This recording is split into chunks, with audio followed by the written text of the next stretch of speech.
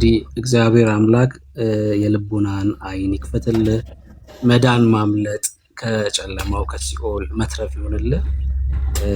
ዮሐንስ ወንጌል መጽሐፍ ምዕራፍ 10 ላይ እናንተ ግን እንደነገርኳችሁ ከበጎቼ ስላልሆናችሁ አታምኑም ይልና በጎቼ ድምፄን ይሰማሉ፣ እኔም አውቃቸዋለሁ፣ ይከተሉኝማል። እኔም የዘላለምን ሕይወት ሰጣቸዋለሁ፣ ለዘላለም አይጠፉም፣ ከእጄ ማንም አይነጥቃቸውም። የሰጠኝ አባቴ ከሁሉ ይበልጣል፣ ከአባቴም እጅ ሊነጥቃቸው ማንም አይችልም ይላል የእግዚአብሔር ቃል ሲናገር። በጎቹ ድምፁን እንደሚሰሙ ለበጎቹም የዘላለምን ሕይወት እንደሚሰጣቸው ጌታ ተናግሯል። ክርስትና ማለት ይሄ ነው። ክርስትና እርግጠኝነት ነው። ክርስትና በእግዚአብሔር ፊት ቅድም እንዳልኩ ነውር አልባ ሆኖ መቆም ነው። በቃ ክርስትና ይሄ ነው። ታች ላይ የሆኑ ኮሜንቶችን እያየው ነበር። አንተ ኃጢአት አሰራም ስለ እኛ ይወላችሁ ጴንጤዎች፣ እዚህ ውስጥ ያሉት ጴንጤዎች እኛ ጻድቅ ነን ስንል ስለ ኢየሱስ ደም ነው እያወራን ያለነው። ስለኛ ስራ እየተናገርን አይደለም ያለነው። ሰው እዚህ ምድር ላይ መክብብ መጽሐፍ ምዕራፍ 7 ቁጥር 20 ላይ፣ ኢዮብ መጽሐፍ ምዕራፍ 4 ቁጥር 17 ላይ በእግዚአብሔር ፊት አንድም ጻድቅ የለም ይላል። በእግዚአብሔር ፊት በዚህ ምድር ላይ አንድም ጻድቅ የለም። የኛ ጽድቅ በሰው ፊት የሚታይ ነው። ያዕቆብ እንደሚነግረን በእግዚአብሔር ፊት ሊያቆመን የሚችለው የክርስቶስ ደም ብቻ ነው። የክርስቶስ ኢየሱስ ደም ብቻ ነው። ለዛ ነው ቅድም ቆሮንቶስ መልእክትን ጠቅሼ የነገርኩህ እኛ በእርሱ ሆነን ይላል። በክርስቶስ ኢየሱስ በር በሆነው መንገድ በሆነው በእርሱ ሆነን የእግዚአብሔር ጽድቅ እንሆን ዘንድ ኃጢአት ያላወቀውን እርሱን ስለኔ ስለ ብሩክ ስለ ክርስቲያን ወንድም እህቶች ኃጢአት አደረገው ይላል። እኔ የእግዚአብሔር ጽድቅ ነኝ ዶክተር። የእግዚአብሔር ጽድቅ ማለት በእግዚአብሔር ፊት ነውር አልባ ሆኖ መቆም የሚችል ማለት ነው። በማ በእርሱ በማ በክርስቶስ ኢየሱስ። ይሄ እግዚአብሔር ቃል ነው። እንግዲህ ይሄ እግዚአብሔር ቃል ልብህን ይለውጠው። ኢየሱስ ክርስቶስ እኔ ጋር ነገርኩ። ይሄንን የምትነግረኝ እኮ ወንድሜ ብሩኬ ኢየሱስ አሁን እኮ ለኔ እኔ እኮ ቡዲዝም አይደለሁም፣ እኔ ሌላ ወይም ቻይና አይደለሁም። እኔ ኦርቶዶክስ ማለት ኢየሱስ ክርስቶስ ዋናውን አንተ እዚህ ጋር ጥቅስ አንዳንድ ጥቅስ ጠቅሰ ምናምን ነገር እኔ አንተ የጠቀስከው ጥቅስ በአባቶች ተተርጉሞ ተነግሮ በስንት አሁን ቅድም እናንተ ነገርኩ። ቅድም አረሷት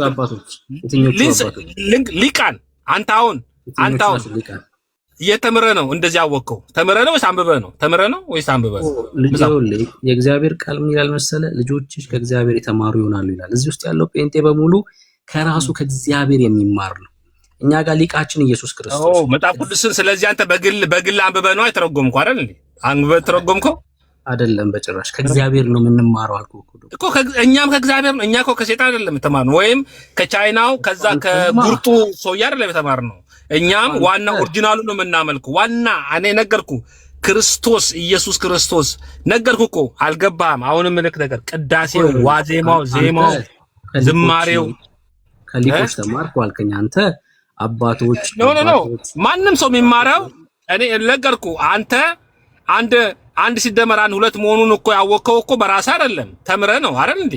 ፊዚክስም የተማርኩ ሁሉ ነገር የተማርነው እኮ አንድ ሰው ዕውቀት ያለ ሰው ሲያስተምር ነው። ግልጽና ግልጽ ነው።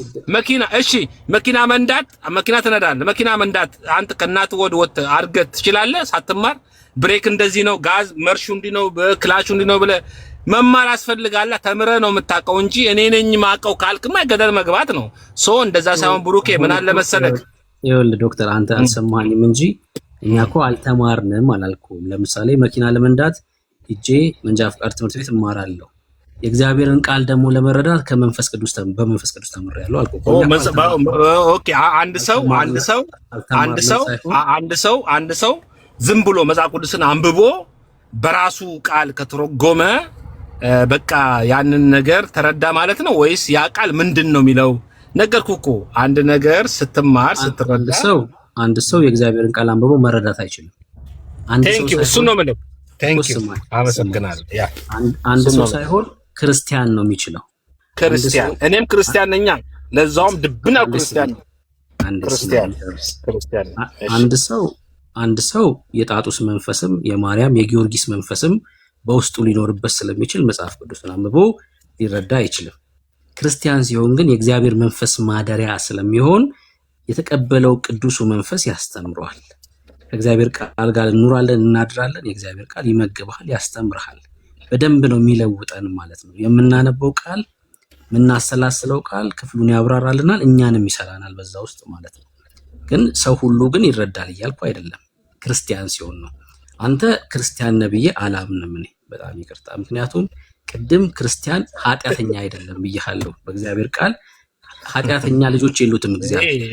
ይሄማ ፈረድክብኛ። እዛ ጋር ደግሞ አትፍረድ ኃጢአት ምለውን ነገር ሰረስከዋ እንዴ? እኔን አሁን እዚህ ጋር የፈረድክብኝ ነው። ፈረድክብኛ። ልጅ አንተን ይመስላል አይመስልም? ልጅ አንተን ይመስላል ከወለድክ ምናልባት። አዎ ይመስላል፣ ይመስላል።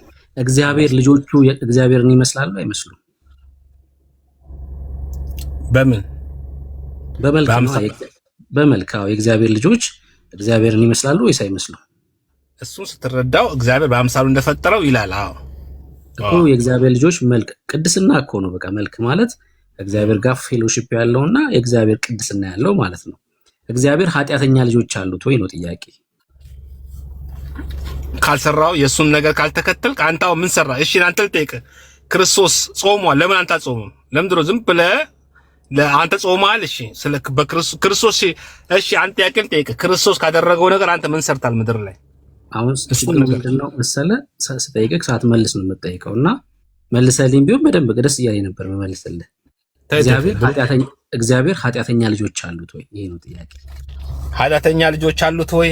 አንተ ማንም ሰው ክርስቶስን ካልተከተለ ክርስቶስን ካልተከተለማ የክርስቶስን ያደረገው ምድር ላይ ካላደረገ ማንም ሰው አንተም ሆንክ ማርሚም ሆነ እኔም ሆንክ ማንም ሰው ቄሱም ሆነ ምንም ካልተከተለ ኃጢአተኛ ነው።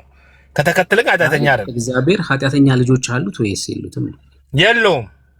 ኦኬ አንተ ኃጢአተኛ ነህ አይደል? ነው አይደለም። እኔማ በደሙ እኮ አጠበኝ። በክርስቶስ ኢየሱስ ክርስቶስ በደሙ እኮ አጥቦኛል። ሰው ኃጢአተኛ አይደለህም? እኔ በክርስቶስ ደም ታጥቤያለሁ፣ ኃጢአተኛ አይደለሁም። 4 ነጥብ። ናይስ። ኦኬ አሁን ኃጢአተኛ አይደለህም አንተ? እኔ አይደለሁም፣ ሁሌም አይደለሁምም፣ ኃጢአተኛ አይደለሁም። ግን ስጋ ለባሽ ስለሆንኩኝ ጻድቅ አይደለሁም። 4 ነጥብ። ጻድቅ አይደለሁም፣ ኃጢአተኛ ጻድቅ አይደለሁም። ጻድቅ ነኝ ካልከኝ አይደለሁም፣ ጻድቅ አይደለሁም። ኃጢአተኛም አይደለህም፣ ጻድቅም አይደለህም። ጻድቅ አይደለሁም፣ ኃጢአተኛ ነኝ። ኃጢአተኛ ነኝ ያልኩበት ምክንያት በስጋ ነው። በስጋ ኃጢአተኛ ነኝ። ቢኮዝ ኃጢአተኛ ከሆንክ ደግሞ የእግዚአብሔር ልጅ አይደለህም ማለት ነው። ምክንያቱም አይደለም እዚህ ጋር አምላክን አትፈታተነው። ይኸውልህ ያንተን ኬሚስትሪ ያንተን ፊዚክስ ተወውና እኔ አሁን አንተ እኔ ሙሉ ለሙሉ ኃጢአተኛ አይደለሁም በስጋ ታጥቤያለሁ ምናምን ካልከኝ አዩ ሲሪየስ? እውነትን ነው። ቲክቶክ ላይ ራሱ ስለገባ ኃጢአተኛ ነህ። ልንገረክ፣ እውነቱን ልንገረክ። ምንድን ነው አስችል የነበረው? አሁን ለምሳሌ እኔ 2014 ነው ከኢትዮጵያ ኦርቶዶክስ የወጣሁት። ሁሌም ነው ስለዛ ቀን ጌታን የምባርከው፣ ምክንያቱም ከሞት ወደ ህይወት የመጣሁበት ቀን ስለሆነ ማለት ነው። የዘላለም ህይወት ከሌለበት ስፍራ ወደ ዘላለም ህይወት ስለመጣሁኝ ማለት ነው። ጥያቄ የእግዚአብሔር ልጆች ኃጢአተኞች አይደሉም ብለኸኛል። አንተ ደግሞ ኃጢአተኛ ነኝ አልከኝ። በአንተው ንግግር በስጋ አሁን ማን ሁላ በስጋ ኃጢአተኞች አይደላችሁም? እናንተ ናችሁ አይደላችሁ? በስጋ ክርስቲያን እና ኃጢአተኞች አይደለንም እኛ። በስጋ አይደለም ኃጢአተኛ አይደለም በስጋ። እውነትህን ነው። እዛው ለምታም ነው። ለምን ሌላ ጴንጤ ግን ሲያስተምር በስጋ ኃጢአተኛ ብሎ ለምን አስተማረ? ላምጣልህ ሚሊዮን አለ እኮ። ስማኝ፣ ችግር የለውም። የሰው ልጅ ስጋ መንፈስ ነፍስ ምናምን ተብሎ አይለይም። የሰው ልጅ ሰው ነው። በቃ ሰው ማለት መንፈስ ነፍስ ስጋ ነው። እሺ አይለይም። እኛ ስለ ጽድቅ ስናወራ ስለኛ አቅም እያወራን አይደለም። በተደጋጋሚ ቅድም የነገርኩህ እሱን ነው። እኛ ስለ ጽድቅ ስናወራ ስለ ክርስቶስ ኢየሱስ እያወራን ነው ብያለሁ። የእግዚአብሔር ልጆች ነን እኛ፣ ኃጢአተኞች አይደለንም። አንተ ኃጢአተኛ ነኝ ካልከኝ የእግዚአብሔር ልጅ አይደለህም ማለት ነው። አንተ ኃጢአተኛ ነህ አይደለም? አይደለሁም። እሱን እኮ በተደጋጋሚ እየነገርኩ ነው። በቃ እዚህ ጋር የኔና ያንተ በቃ እሱን አሁን ብሩኬ ለምን መሰለክ እንዲህ ብለህ እኮ ያንተ ነገር አንተ ነህ የመጀመሪያ ጴንጤ አይደለሁም ያልከኝ። ኤርሚያስ ራሱ እኔ ኃጢአተኛ ነኝ እያለ ሲያስተምር አልነበር እንዴ በስጋ? ለምንድን ነው እንደዚህ አይነት ነገር ሲጀምር? ሰው በስጋ በነፍስ የሚባል ነገር የለውም። ሰው ነው በቃ። በስጋው በነፍሱም የሚባል ነገር የለም። የሰው ልጅ አንተ አይተህ እሺ፣ ክርስቶስ ያየ ተመኘ ነው ይላል። ይሄን ቃል ትፈጽማለህ? ያ ኃጢአት ነው አይደል?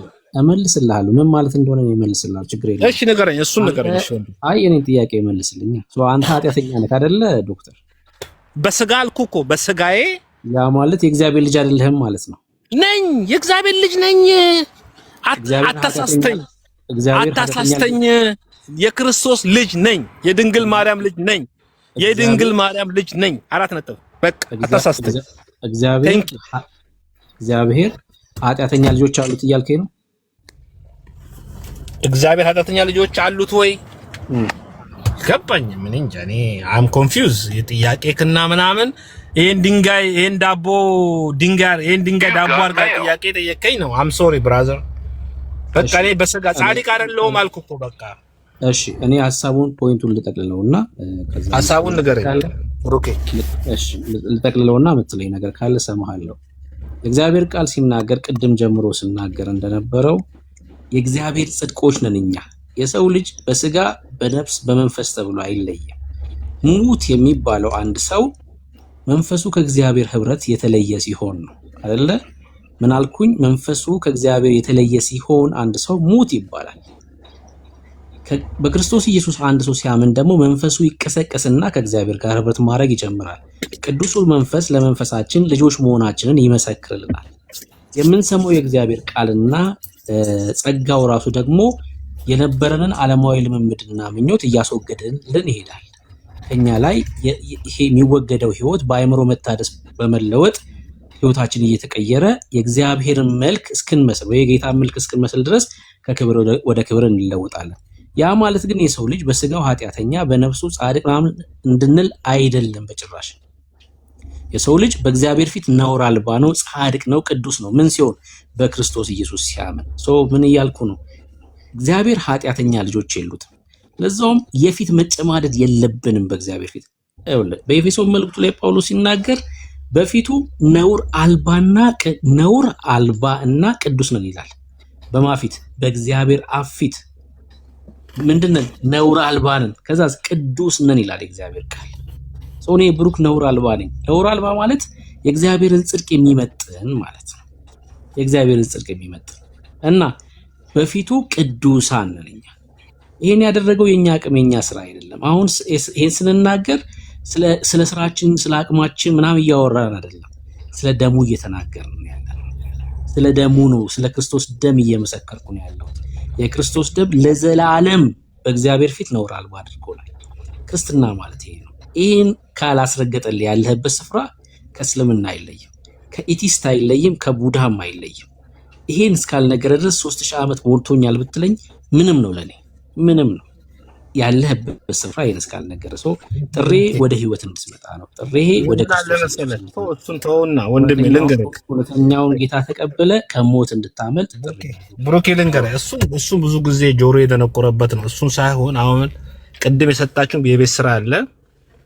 እመቤታችን በኦሪት ዘጸአት ላይ ነገርከኝ ቃል አለ፣ በሉቃስ ላይ የተናገረው ቃል አለ አይደል? እሱን እመቤታችን ቅድስት ድንግል ማርያም በድንግልና ጸንሳ በድንግልና ወልዳ 4 ነጥብ። እኔ ማምነው እኮ አልኩ። አንተ እንደፈለክ በለኝ። እኔ የክርስቶስ ኢየሱስ ክርስቶስ አማኝ ነኝ። 4 ቅዳሴው፣ ውዳሴው፣ ጸሎቱ፣ ጾሙ አሁን ላይ ምጾመው ጾም አው ስጋ ምናምን እንዳንበላም ተነግሯል መጽሐፍ ቅዱስ ላይ። እንደውም ባለፈው እነ መዝሙረ ዳዊት እነ መዝሙረና እነ ልደት ምናምን ሲያስተምሩ ቃሉን በትክክል መጻፍ ነበረብኝ። እሱን ጥቅሱን እነግራለሁ። ልንገርክ ስጋ እንደማይበላ ለምን ይሄ ነገር ለምን ኦርቶዶክስ የምታረጋቸው ነገሮች በጠቅላላ ከመጽሐፍ ቅዱስ ውስጥ እንደሆነ እኔ 100% ሹር ስለሆንኩ ነው። ብሩኬ አመሰግናለሁ ለትህትናክ፣ ለገለጽከኝ አገላለጽ ምናምን ለሰጠኝ ደግሞ የቤት ስራ መጥቼ እመጣለሁ። ሌሎቹ እንደፈለጉ ይበሉ። ዛሬውኑ ጌታ ምናምን እሱን ከድሮ ጀምሮ ከ20 ዓመት የዛሬ ስንት ዓመት 16 17 ዓመት ቲኔጀር ሆነን ጀምሮ የሚሰበክልን ስብከት ነው። ግን ያ አይደለም። ጻድቅ ነኝ አልልም። ጻድቅ በስጋ ኃጢአተኛ ነኝ ብዬ ለምን እኛ ኃጢአተኞች ነን። እግዚአብሔር ምህረት እንዲያደርግልን እግዚአብሔር ምሕረት እንዲያደርግልን እምንጸልይ ሁል ጊዜ ማረን ክርስቶስ ወይ ማረን ምንለው ክርስቶስ ኃጢአት ዴሊ ስለምንሰራ ነው። ዴሊ ደግሞ የምንሰራውን ኃጢአት እግዚአብሔር እኛ ምሕረትን እንትናን ከፈለጋችሁ ደምሮ የላከ ነው አስገቡት። ደምሮ የላከ ነው። ኤኒዌይስ ወንድሜ ብሩኬ አመሰግናለሁ። እኔ ሞር ደግሞ የነገራችንን የቤት ስራም እቺን ነገር ታውቃለህ በጣም ማወቅ ማንበብ ሞር ነው ምልክ ሞር ማለት ነው። በቃ አንተ አሁን ቅድም ያልከኝ ነገር እኔ እንዲህ ነኝ በክርስቶስ ኃጢአት ሰርተኛል ብዙ ጥያቄ ጠይቀኛል። የሆነ አብስትራክት ጥያቄ ዛሬውኑ ጌታ ምናምን ነው እንደዛ አይደለም። ጌታ አለ። ጌታ ባይኖር ኖሮ ይኸው እግዚአብሔርን እመቤቴን ነው ምልክ አሁኑኑ ጌታን አንተ እንዳልከው እል ነበረ። ግን ኢየሱስ ክርስቶስ አለኛ እንዴ ምጸልየው አሁን ጾምኮ የክርስቶስን ነው እየርኩ የሚያስቀድሰው ስለ ክርስቶስ ነው እንዴ እኔ ፌክ ነኝ ማለት ነው እንዴ ግራ ገባኝ እኮ why are you guys to confusing me ኮንፊውዝ አታርጉኛ ወንድሜ ፕሊዝ ያ ሳይሆን የሆነ ነገር ንገረኝ የቤት ስራ ንገረኝ እስቲ እንደዚህ ብለህ ንገረኝ እኔ ሞር እንደውም እርግጠኛ ሆኜ ነው የምነግርህ ዲቤት ለማድረግ በጣም ከስራዬ አንፃር ሆነ ምንም በጣም መዛጉልስንም አንብቤ ተረድቼም ለምትጠይቀኝ ጥያቄ እያንዳንዷን ግን ዝም ብዬ በራሴ ትርጉሜ አይደለም ትርጉም ዝም ብሎ በግል አይተረጎም you know you cannot explain something you know ይሄ በጣም ሃርድ ነው እንደዛ ሳይሆን ከሚያቅ ለሁለት ለሶስት ሳውን ዝጋ ቃላቶችን ዝጋ ስንተረጉም አንተ በራስ አንድ እንደነገርኩ ቅድም የነገርኩን ጥቅሶችን ልንገርክ ይሄ ጥቅሶችን የዛሬ 10 ዓመት የተነገረ ጥቅስ ልንገርክ አንደኛ ጢሞቴዎስ 2:5 አንደኛ ጢሞቴዎስ 2:5 እሺ ዕብራውያን 9:23 እስከ 28 የተነገረኝን ነው ማለት አንብብ ተብዬ አንብብ ልክ መንገድ ላይ ተይዤ ማለት ነው በጣም ስንከራከር ሁለተኛ ዕብራውያን 9:23 28 ትልቋ ነገር ደግሞ ሮሜ 8:34 ማንም እውሩ ላይ ያቃታል ዱዳ ማለት እንደ ዲዳም ነው እውሩ ነው ሁሉ ያቃታል እሷን ሁለተኛ ቆሮንቶስ 5:19 የዮሐንስ ወንጌል 10:9 የዮሐንስ ወንጌል 14:6 አንደኛ ቆሮንቶስ 8:6 የሐዋርያት ሥራ 13:38-39 እነዚህ ጥቅሶችን አንብብ ትረዳለህ ተብዬ ጥቅሶቹን ይዤ እስካሁን ድረስ ስንቱን አንብበሃል? እኔ እንዳላው ክፈት ብትለኝ አንብቤዋለሁ። ስለ ኢየሱስ ክርስቶስ አማላጅነት ምናምን ምን ነገር ነው ጥቅሱ ማለት ነው። ስለ ኢየሱስ ክርስቶስ አማላጅነት የሆነ መካከለኛም እኔ ተማርኩት እንዴት ሆኖ አምላክ ስለሆነ ማን ከማን ጋር ነው አብ ወልድ አንድ ናቸው ከተባለ ስላሴ አንድ ነው እንዴት ነው እግዚአብሔር ይወል ልንገርክ እዚህ ጋር እኛ ሚስ ያደረግነው ነገር እንደዚህ ብለን ነው የምትረዳው እስኪ አንዴ ማለት ኦርቶዶክስም እንደዛ ስለማትል ያንተ መረዳት ልጠይቅ ብቻ ብዬ ኦርቶዶክስ ምን ብላ ነው የምታምነው እስኪ አንተን መረዳት ልጠይቅ ኢየሱስ አብ ነው ብለህ ታምናለህ አንተ እንደዛ ነው የምትረዳው አብ ወልድ ኢየሱስ ነው ወልድ ነው ስጋ ለብሶ መጣ እኮ ወልድ ነው እኮ ኢየሱስ አብ አይደለም አይደል አብ እግዚአብሔር ነው አብ ወልድ መንፈስ ቅዱስ አንድ ናቸው አለ በሂሳብ አንድ ሲደመር አንድ 3 ነው በእግዚአብሔር ቃል አንድ ሲደመር አንድ ሆነ ይሄ ነው በቃ ኢየሱስ አብ አይደለም ብለን አይደል የምትረዳው ወልድ ስጋ ለብሶ የመጣ ወልድ ነው አብ ደግሞ ኢየሱስ አይደለም አብማ እግዚአብሔር ነው ሕያቤ አብ እግዚአብሔር ኢየሱስ ራሱ እግዚአብሔር አይደል እንዴ አንድ ናቸው እኮ ስለዚህ አንድ ነው አብም እግዚአብሔር ነው ወልድም እግዚአብሔር ነው መንፈስ ቅዱስ እግዚአብሔር ነው እኮ በአካል ግን ይለያያሉ አይደለ በአካል አብ ወልድ መንፈስ ቅዱስ ይለያያሉ አብ ወልድ አይደለም ማለት ነው ብሩኬ አሁን ቤት ስራ ስጠኝ የቀደም ቤት ስራ ይዤዋለሁ እንትን እንድትል ነው እሺ በስላሴ ትምህርት ላይ ኦርቶዶክስ ችግር የለባትም አንተ ምናልባት ያልተረዳኸው ነገር ካለ ብዬ ነው የጠየቁት። እሺ በቃ ምንም ችግር የለውም። የተረዳሁትም ወንድሞቼ እነ ልደት መዝሙር እያስተማሩኝ ነው። ችግር የለውም፣ እረዳለሁ፣ በረዳዋለሁ፣ እመጣለሁ።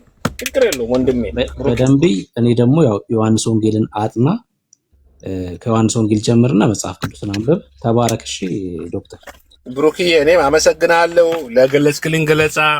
ምንም ሳንል ገብቷል እንዴ? ቴንክ ዩ ሶ ማች። ኤርሚም ያው ትንሽ አንዳንድ ጊዜ ያው ኤርሚም ትንሽ ኃይለኛም ስለሆነ ሲቆጣ ምናምን ነው እንጂ whatever anyways እኔ ቴንክ ዩ። እኔ ምንም እንትን የለብኝም። እሺ አመሰግናለሁ። እሺ ዶክተር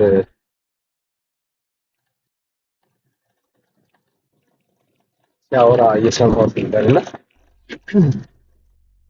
ያው ከሁለት ጋር መጨረስ ስላለበት የጠበቅኩትና ሁለት ጥያቄ በጠይቀው ደስ ይለኛል፣ ፈቃደኛ ከሆነ ማለት ነው።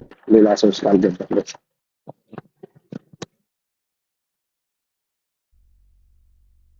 ዶክተር ፈቃደኛ ነው? ዳኒ እኔ ነው ለሁለት ጥያቄ በጠይቀው።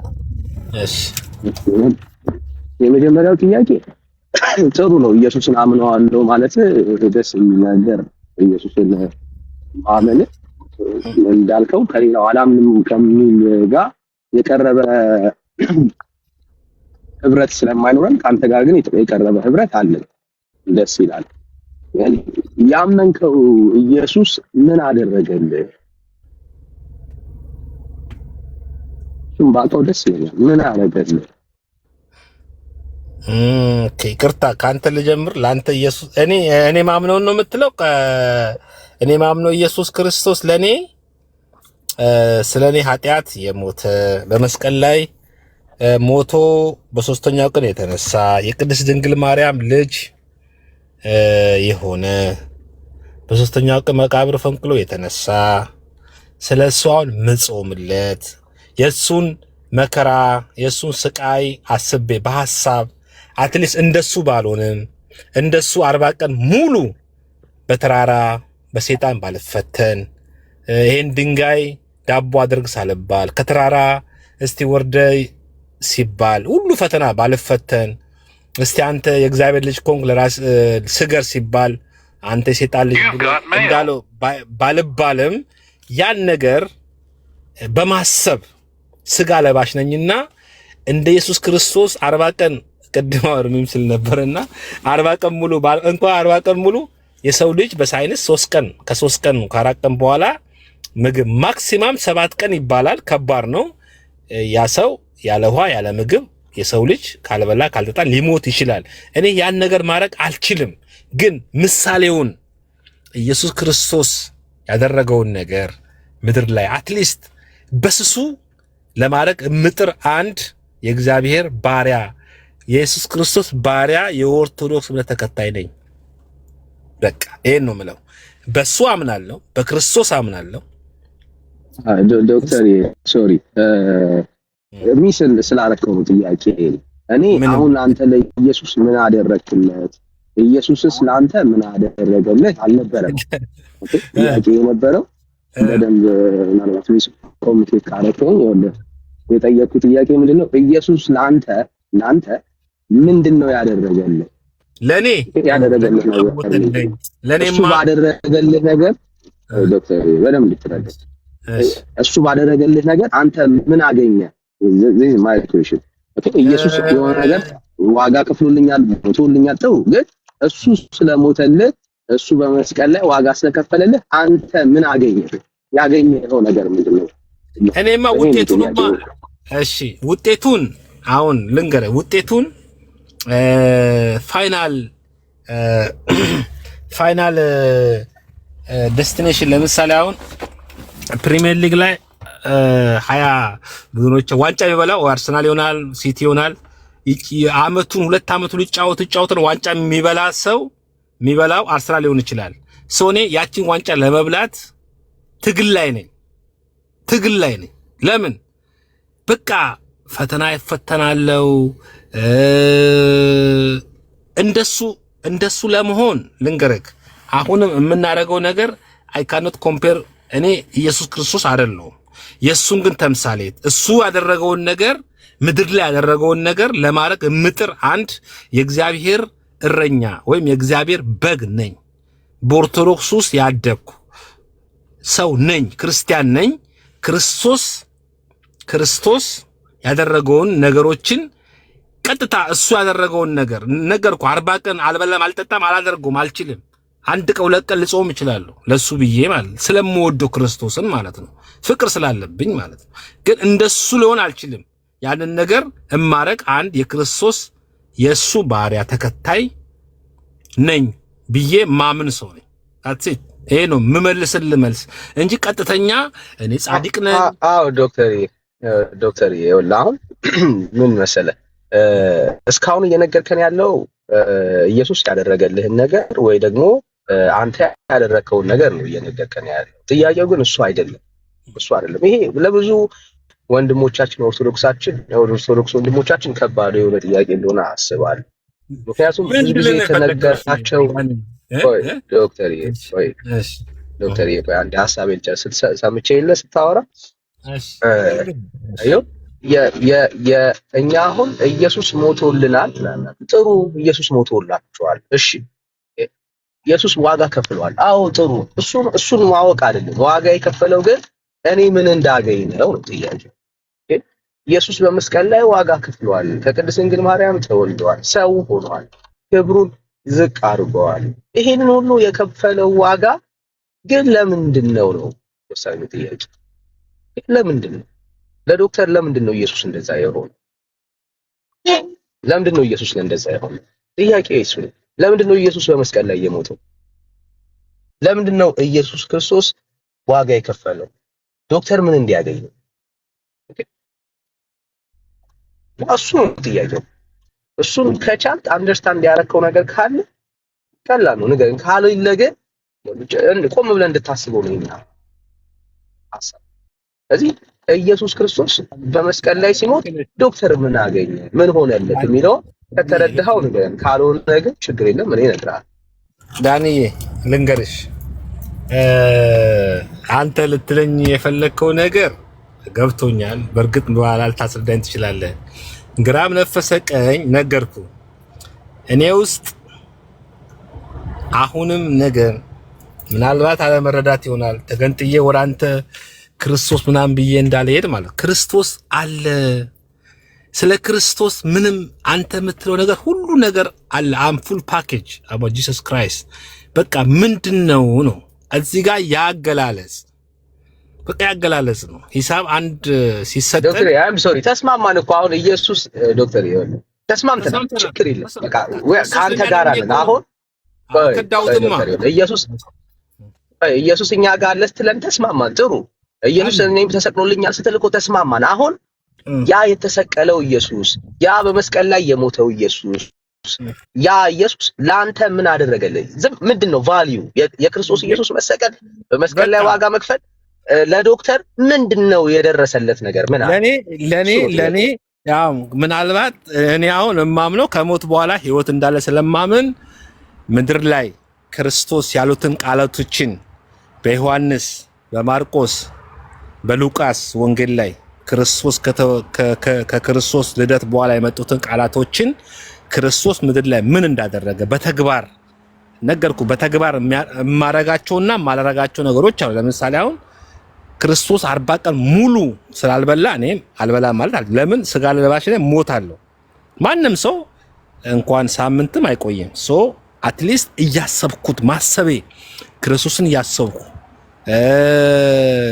እየጾምኩለት እየሰገድኩለት ሁል ጊዜ ሄጄ ስለሱ ስም እያስቀደስኩት ስሙን እየጠራው ክርስቶስ ክርስቶስ እያልኩ እያስቀደስኩኝ በማረጌ ለኔ ክርስቶስ ያንን ነገር ከሞት በኋላ ህይወት እንዳለ አም ሬዲ ፎር ዛት። እኔ በቃ እንደዛ ብዬ ነው ማምነው። ክርስቶስ ለኔ ምን አድርጎልኛል ካልከኝ ስለ ኃጢአቴ በመስቀል ላይ ስለኔ ኃጢአት በደሙ ኃጢአቴን ያጠበልኝ በመስቀል ላይ የሞተልኝ በሶስተኛ ቀን ከሞት የተነሳ ይሄን ድብን አድርጌ አምናለሁ። ምንም እዚህ ጋር ብትለኝ ዘሴም ነው በቃ ምንም አንተም ከዚህ የበለጠ እንደ ክርስቶስ ተሰቅሎልኛል አዎ ለኔም ሞቶልኛል because I'm Christian I'm Orthodox Christian that's it በቃ ሞተልኝ ይሄን ነገር ነው ግን ምድር ላይ ምን ክርስቶስ ለኔ አስተማረኝ ያንን ነገር ስጋ ለባሽ ነኛ እንደ ሙሉ ለሙሉ እኮ የሰው ልጅ ነኝ እዚህ ጋር እሺ ዶክተር I'm sorry ያው ሐሳቡን ሚስ ስላደረከው ነው እና ግድ የለም በቃ እንድታየው ያክል ነው አየህ አሁን ሞተልኝ ማለቱን ችግር የለም ተስማማለህ እኛም ተስማምተናል የኢየሱስ ሞት ግን ለአንተ ያተረፈልህ ነገር ምን እንደሆነ ግን አትረዳው ችግሩ እሱ ኢየሱስ ተሰቀለልኝ ትላለህ ጥሩ መሰቀልን ማመን አንድ ነገር ነው ኃጢአቴን አጠበልኝ ኃጢአቴ አጥቦልኝ ኃጢአተኛ ነኝ ከልጅ ልጄ ይኸውልህ አለ እኮ ቃሉን እኮ የፈጸምን ይኸውልሽ ዳንኤ አንተ ነገርኩ አንተ አሁን የፈለከውን ብትገልጸኝ አንተ ከአስራ ወደ ማንቸስተር የጀመርከው ነው ዶክተር አይደለም የጀመርከውን ጨርስ ችግር የለም አሁን ኢየሱስ ምን እንዳደረገልህ ጀምር እሺ ሚሊዮን ቃል እናውራ እንጂ ስለ ፊፋ ኳስ እናውራ እንጂ ማንቸስተር ነኝና አርሰናል ግባ አትበለኝ that's it ይሄ ነው ያልከኝ እኔ አላልኩም ዶክተር አሁን ስለ ኢየሱስ እያወራን ያለን እኮ አሁን እዚህ ጋር ስለ እየተረተነ ነው ሞቶልኛል በቃ አይደለም ስሜት ያችሁና ስሜት አይደለም እሺ ጥሩ ቃሉ መሆንን ነው ፈልገው ምንድነው ኢየሱስ ሞቶልኛል ያልከው እኮ አንተ ሞቶልኛል ያልከው ኢየሱስ ነው ስለ ኢየሱስ ስለሱ ኢየሱስ ነው እያወራን ያለን ሞቶልኛል ሳልከው ኢየሱስ ነው እያወራን አሁን ይሄ የሃይማኖት ጉዳይ አይደለም ማለት ነው ሞቶልኛል ያልከው ኢየሱስ ግን ምን ሰጠ ነው ጥያቄው ኃጢአቴን ይቅር ብሎኛል ኃጢአቴ ሁሉ ተደምስሶልኛል አልከኝ ልክ ነው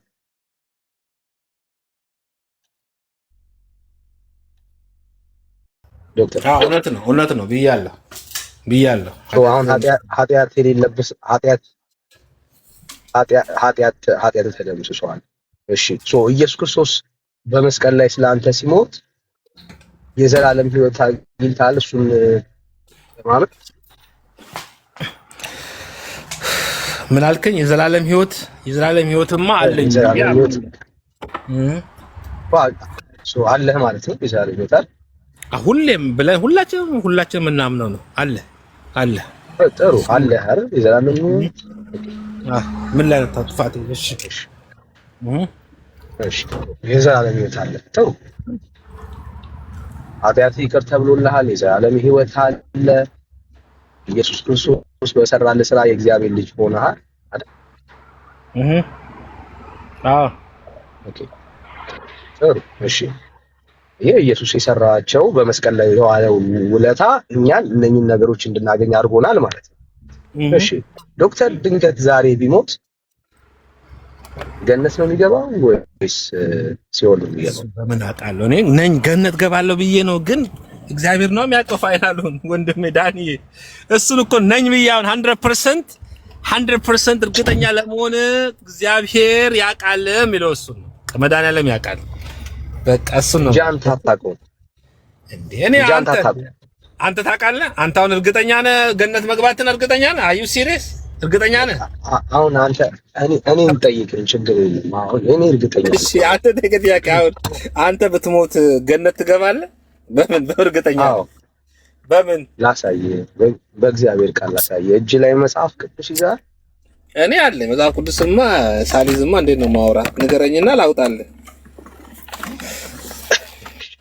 እንግዲያውስ የእግዚአብሔርን ቃል እናንብብና ንገረኝ ጥቅሱን ንገረኝና እኔም ላየው አንደኛ ዮሐንስ የነዳው ስለሆነ አንተ አውጣልኝ አንደኛ ዮሐንስ መልእክት ምዕራፍ 5 አንደኛ ዮሐንስ ነው ያልከኝ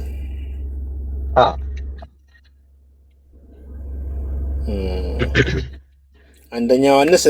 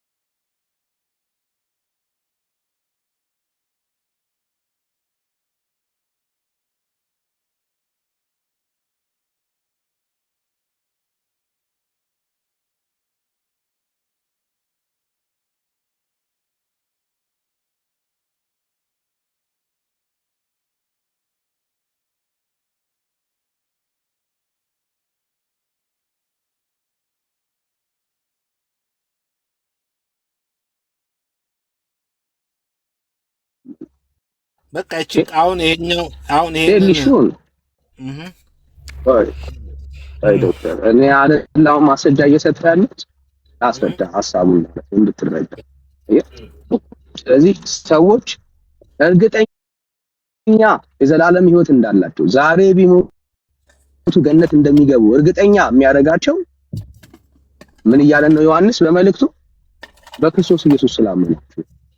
ስለዚህ ሰው ከየትኛውም ነገር ይልቅ እርግጠኛ የሚያደርገው የዘላለም ሕይወት እንዳለው ቢሞት እንኳን ገነት እንደሚገባ እርግጠኛ የሚያደርገው ኢየሱስ ክርስቶስን ማመን ሌላ አይደለም። ለምንድን ነው ካልክ ኢየሱስ በመስቀል ላይ የሰራው ስራ አንተን ለማዳን ነው፣ እኔን ለማዳን ነው።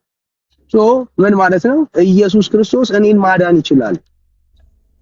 ኢየሱስ የመጣው ኃጢአተኛን፣ በደለኛን፣ ከእግዚአብሔር የራቀውን ሰው ለማዳን አይደል የመጣው? እኔ ደግሞ ያ ሰው ነኝ። ከእግዚአብሔር የራቅኩኝ፣ ኃጢአተኛ የሆንኩኝ፣ በደለኛ የሆንኩኝ ሰው ነኝ። ማን አገኘኝ? ኢየሱስ የሚባል ታዳጊ፣ ኢየሱስ የሚባል አዳኝ አገኘኝ። ከሱ የተነሳ እኔ ምን አገኘው? የዘላለም ሕይወትን አገኘው። እኔ በክርስቶስ ኢየሱስ ሳምን የሆነልኝ ሚስጥር ይሄ ነው። ኢየሱስ ክርስቶስን ሳምን ከሞት ወደ ሕይወት ከጨለማ ወደ ብርሃን ተሸጋገርኩ። ስለዚህ አሁን ዳኒ ቢሞት የት ነው የሚገባው? የዘላለም ሕይወትን ያገኛል፣ ገነት ይገባል ማለት ነው። ይሄ እግዚአብሔር ቃል ነው። ምንም ኢየሱስ ክርስቶስ ያደረገውን ነገር ሳታረግ ሳትጾም ምን ሳታረግ ምን? እሺ አንተስ ምድር ላይ ምን አደረግክ? ኢየሱስ ክርስቶስ ካደረጋት እሺ ኢየሱስ ክርስቶስ ካደረጉት ነገሮችን እስቲ በጥቂቱ ንገረኝ። እስቲ በፐርሰናል ከፈለክ አንተ ሞንክ ጓደኞች። እሺ ጥሩ ዶክተር፣ አሁን ሁለቱን ነገር ለይልኝ። ለመዳን እኛ አድርገን አይደለም ኢየሱስ ያደረገው ስራ በቂ ነው ብለን የምናምን ክርስቲያኖች። ምክንያቱም እኔ የፈለገ ነገር ባደርግ የፈለገ ነገር ብሰራ ኢየሱስ በመስቀል ላይ እንደሞተልኝ እኔ ለራሴ ዋጋ አልከፍልም። በመስቀል ላይ አልሞትም። ሰው እንዳይሞት ያደረገው ምን ነበረ? ኃጢአት ነበር አይደል? ኃጢአት ነበር። በቃ ሰው እንዳይድን ከእግዚአብሔር እንዲርቅ ያደረገው ምንድነው? እሱ ኃጢአት ነው። ሌላ ነገር ሌላ ምንም ሚስጥር የለም። ያንን ኃጢአት ሊያስተሰርይ የቻለው ስራዬ አይደለም፣ የሳምበዲ ስራ አይደለም፣ ጾም ጸሎቴ አይደለም፣ መሮጥ መውጣቴ መግባቴ አይደለም። ምን ነበር ያስፈልግ የነበረው? ደም ነበር። ደም ሳይፈስር የት የለም። እዚህ ደም ያንን ደም ያፈሰሰው ቅዱስ የእግዚአብሔር ልጅ ኢየሱስ ክርስቶስ ስለኔ በመስቀል ላይ የገዛ ደሙን አፈሰሰ። ስለዚህ በክርስቶስ ኢየሱስ ደም እኮ ለዛ እኮ ነው በቃ። ስለዚህ ለአንድ ወደም ስመኝ ዶክተር አመንኩኝ ካልክ የኢየሱስ ክርስቶስ ደም ለኃጢአት ለበደል አንተን ከእግዚአብሔር ጋር ለማስታረቅ በቂ ነው እኮ ማለት ነው። እምነት ማለት እሱ ነው እኮ ሌላ ነገር ሳትጨምር ማለት ነው። የፈሰሰው ለኃጢአታችን ለበደላችን የፈሰሰው የኢየሱስ ደም ነው። ኦኬ የኢየሱስ ደም ነው። የክርስቶስ ኢየሱስ ደም ነው ካልክ እሱን የምታምን ከሆነ እንግዲያውስ በክርስቶስ ኢየሱስ ደም አንተ ሌላ ነገር ሳያስፈልግ ደሙ ሌላ ነገር ሳይጨመርበት ብቻውን በቂ ነው ማለት ነው። ስለዚህ ኢየሱስ ለዶክተር በከፈለው ዋጋ ዛሬ ቢሞት መንግስተ ሰማያት እንደሚገባ ካላመነ አመኛለሁ ማለቱ ዋጋ የለው። ምክንያቱም ኢየሱስ ክርስቶስ ደሙን ያፈሰሰው ለዶክተር ነው፣ ለኔ ነው፣ ለኃጢአተኛው ለበደለኛው ሰው፣ ለንጹህ ሰው አይደለም። ስለዚህ እኔ ያለብኝ የትኛውም የኃጢአት ዕዳ የተከፈለው በክርስቶስ ኢየሱስ ነው። ኢየሱስ ያልከፈለው እኔ ደግሞ ሰርቼ ለፍቼ የሆነ ነገር አድርጌ የማወራረደው ዕዳ የለም። ምክንያቱም ኢየሱስ ተፈጸመ ብሎ የከፈለው የሰው ልጅ ኃጢአትና በደል ዕዳ ሁሉ ነው።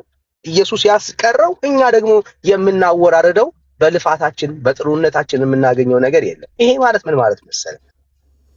እግዚአብሔር በነፃ እንድትድን ነው የሰጠ ጸጋ ስጦታ ነው ያዳነ። ለምሳሌ ቅድም ብሩኬ ጥሩ አድርጎ አንስቶታል። ምናልባት ካላስተዋልከው ልድገምልህ። መጨረሻ ላይ ጠየቀው ጥያቄ ላይ የመለሰልን መልስ ነበር። ታስተውለው እንደሆነ አላውቅም። አሁን እኛ የምንጸድቀው ስለ እግዚአብሔር ጽድቅ ሰምተህ ታውቃለህ ዶክተር? እግዚአብሔር ጽድቅ የሚባል ነገር ታውቃለህ ማለት ምን? አሁን አንተ የእግዚአብሔርን ጽድቅ አግኝተሃል? እኔማ ተጠናቅቄ እንትኔን ስለ ሁሉ ነገር ስለ ነገርኩ እኮ። አሁን ዳኒ ልንገርሽ ያራዳለች የምትነግረኝ ነገር ሁሉ አጭር ጥያቄ ነበር፣ አጭር መልስ ነበር። ምን አለ ምንድን ነው የጠየቀኝ ጥያቄ? ክርስቶስ ምንድን አልከኝ? ቴንክ ዩ። እሱ ስላልሰማኝ የእግዚአብሔርን ጽድቅ አግኝተሃል ወይ እንዴ? በለዛውም ባርባታ ገና በቃ እግዚአብሔር ጻድቅ ነህ ማለት ነው። አትረጋግምብኝ። እኔ ጻድቅ ነኝ፣ በልቤ ጻድቅ ነኝ፣ በስጋ ኃጢአተኛ፣ በመንፈሴ ጻድቅ ነኝ፣ በስጋ ኃጢአተኛ ነኝ ብዬ ማምን ሰው ነኝ። በስጋ ኃጢአተኛ ነኝ ያልኩበት ምክንያት ስጋ አሁንም አታሳስተኝ ፕሊዝ። እናንተ እኔ አሁን ልንገርህ ዳኒ ልንገርሽ ምናልባት አሜሪካን ሀገር ከኖርክ ዲሲ፣ ሜሪላንድ፣ ቨርጂኒያ አካባቢ ከኖርክ በአካል እስቲ አስረዳኝ። እስቲ ዲቤትና እስቲ አስረዳኝ። አሁን እኔ አንታው እንደዚህ ነው ብለህ ምናምን እሺ ብዬ አይደለም። ቢኮዝ አይ ካንት ዱ ላይክ ዳት እንደዛ ማድረግ አልችልም። በቃ እውነቱን ግልጹን ልንገርክ፣ ቃልን ሰማለሁ። ነገርኩ ኤርሚያስ ጋር የገባሁት ኤርሚያስ የሚናገራቸው ነገሮች ይሁን ልንገርክ፣ የምሰማው የምቀበለው ነገር አለ፣ የምቃወመው ጻድቅ አሁን የታገለ ጻድቅ ነኝ ትላለህ እንዴ? ቆይ አንተ እንዴት ነው ሶታ እንዴ? አንተ እኮ በሙሉ ልብ ጻድቅ ነኝ እንዴ? ጻድቅ ማለት እኮ ቀጥታ ገነት የሚገባ ሰው እኮ ነው። አዩ ሲሪየስ? ጽድቅና እንደዛ ነው ላሳየው ቃሉ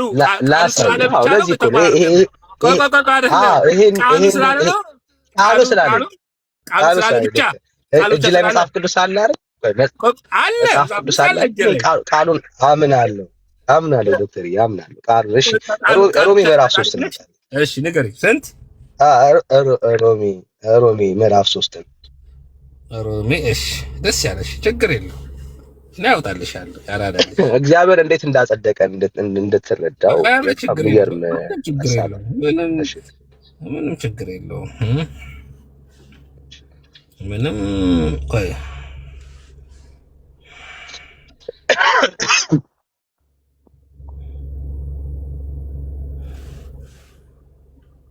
ሮሜ ስንት አልሽኝ? ሮሜ ምዕራፍ 3 ወደ ሮሜ ኦኬ። ምዕራፍ ስንት? 3 ምዕራፍ 3 ቁጥር ስንት? ቁጥር 21 ቁጥር 21 ቁጥር ከ20 ጀምራ ችግር የለም። ከ20 ጀምሮ ብታነበው ትችላለህ። እሺ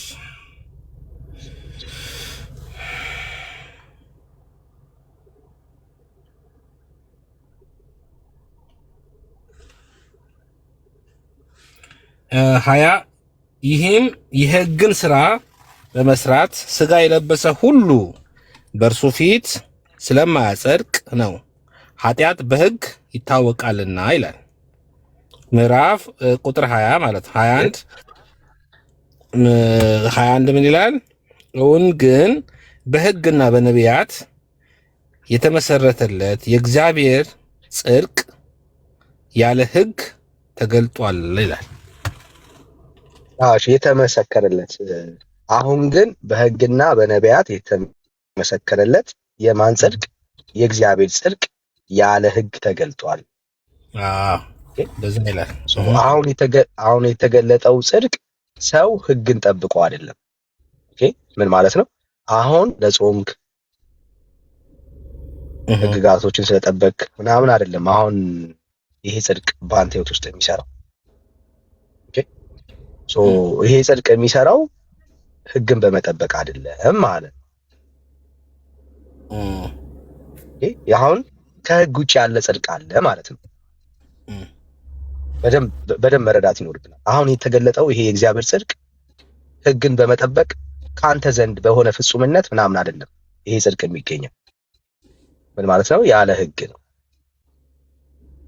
ይሄ ከሕግ ውጭ የሆነ ጽድቅ 23 እዛው ላይ 23 ሚላል መሰለክ ሁሉ ኃጢአትን ሰርቷልና የእግዚአብሔርን ክብር ጎላችኋል ይላል። እኔ እንደርሳለን። ዶክተር እንደርሳለን። አሁን እንቀጥል። 21 ላይ ያነበብነው 22 እንቀጥል። እርሱም ለሚያምኑ ሁሉ የሆነ በኢየሱስ ክርስቶስ በማመን የሚገኘው የእግዚአብሔር ጽድቅ ነው፣ ልዩነት የለውምና ይላል።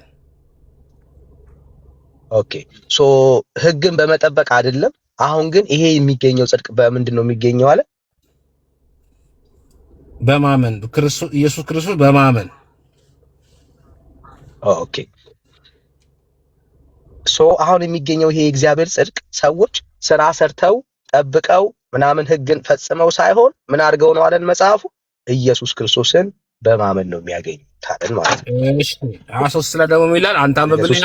ኢየሱስን 23 ደግሞ አንተ አንብብልኝ። ቁጥር 3 ላይ ቁጥር 3 ላይ ይላል ሁሉ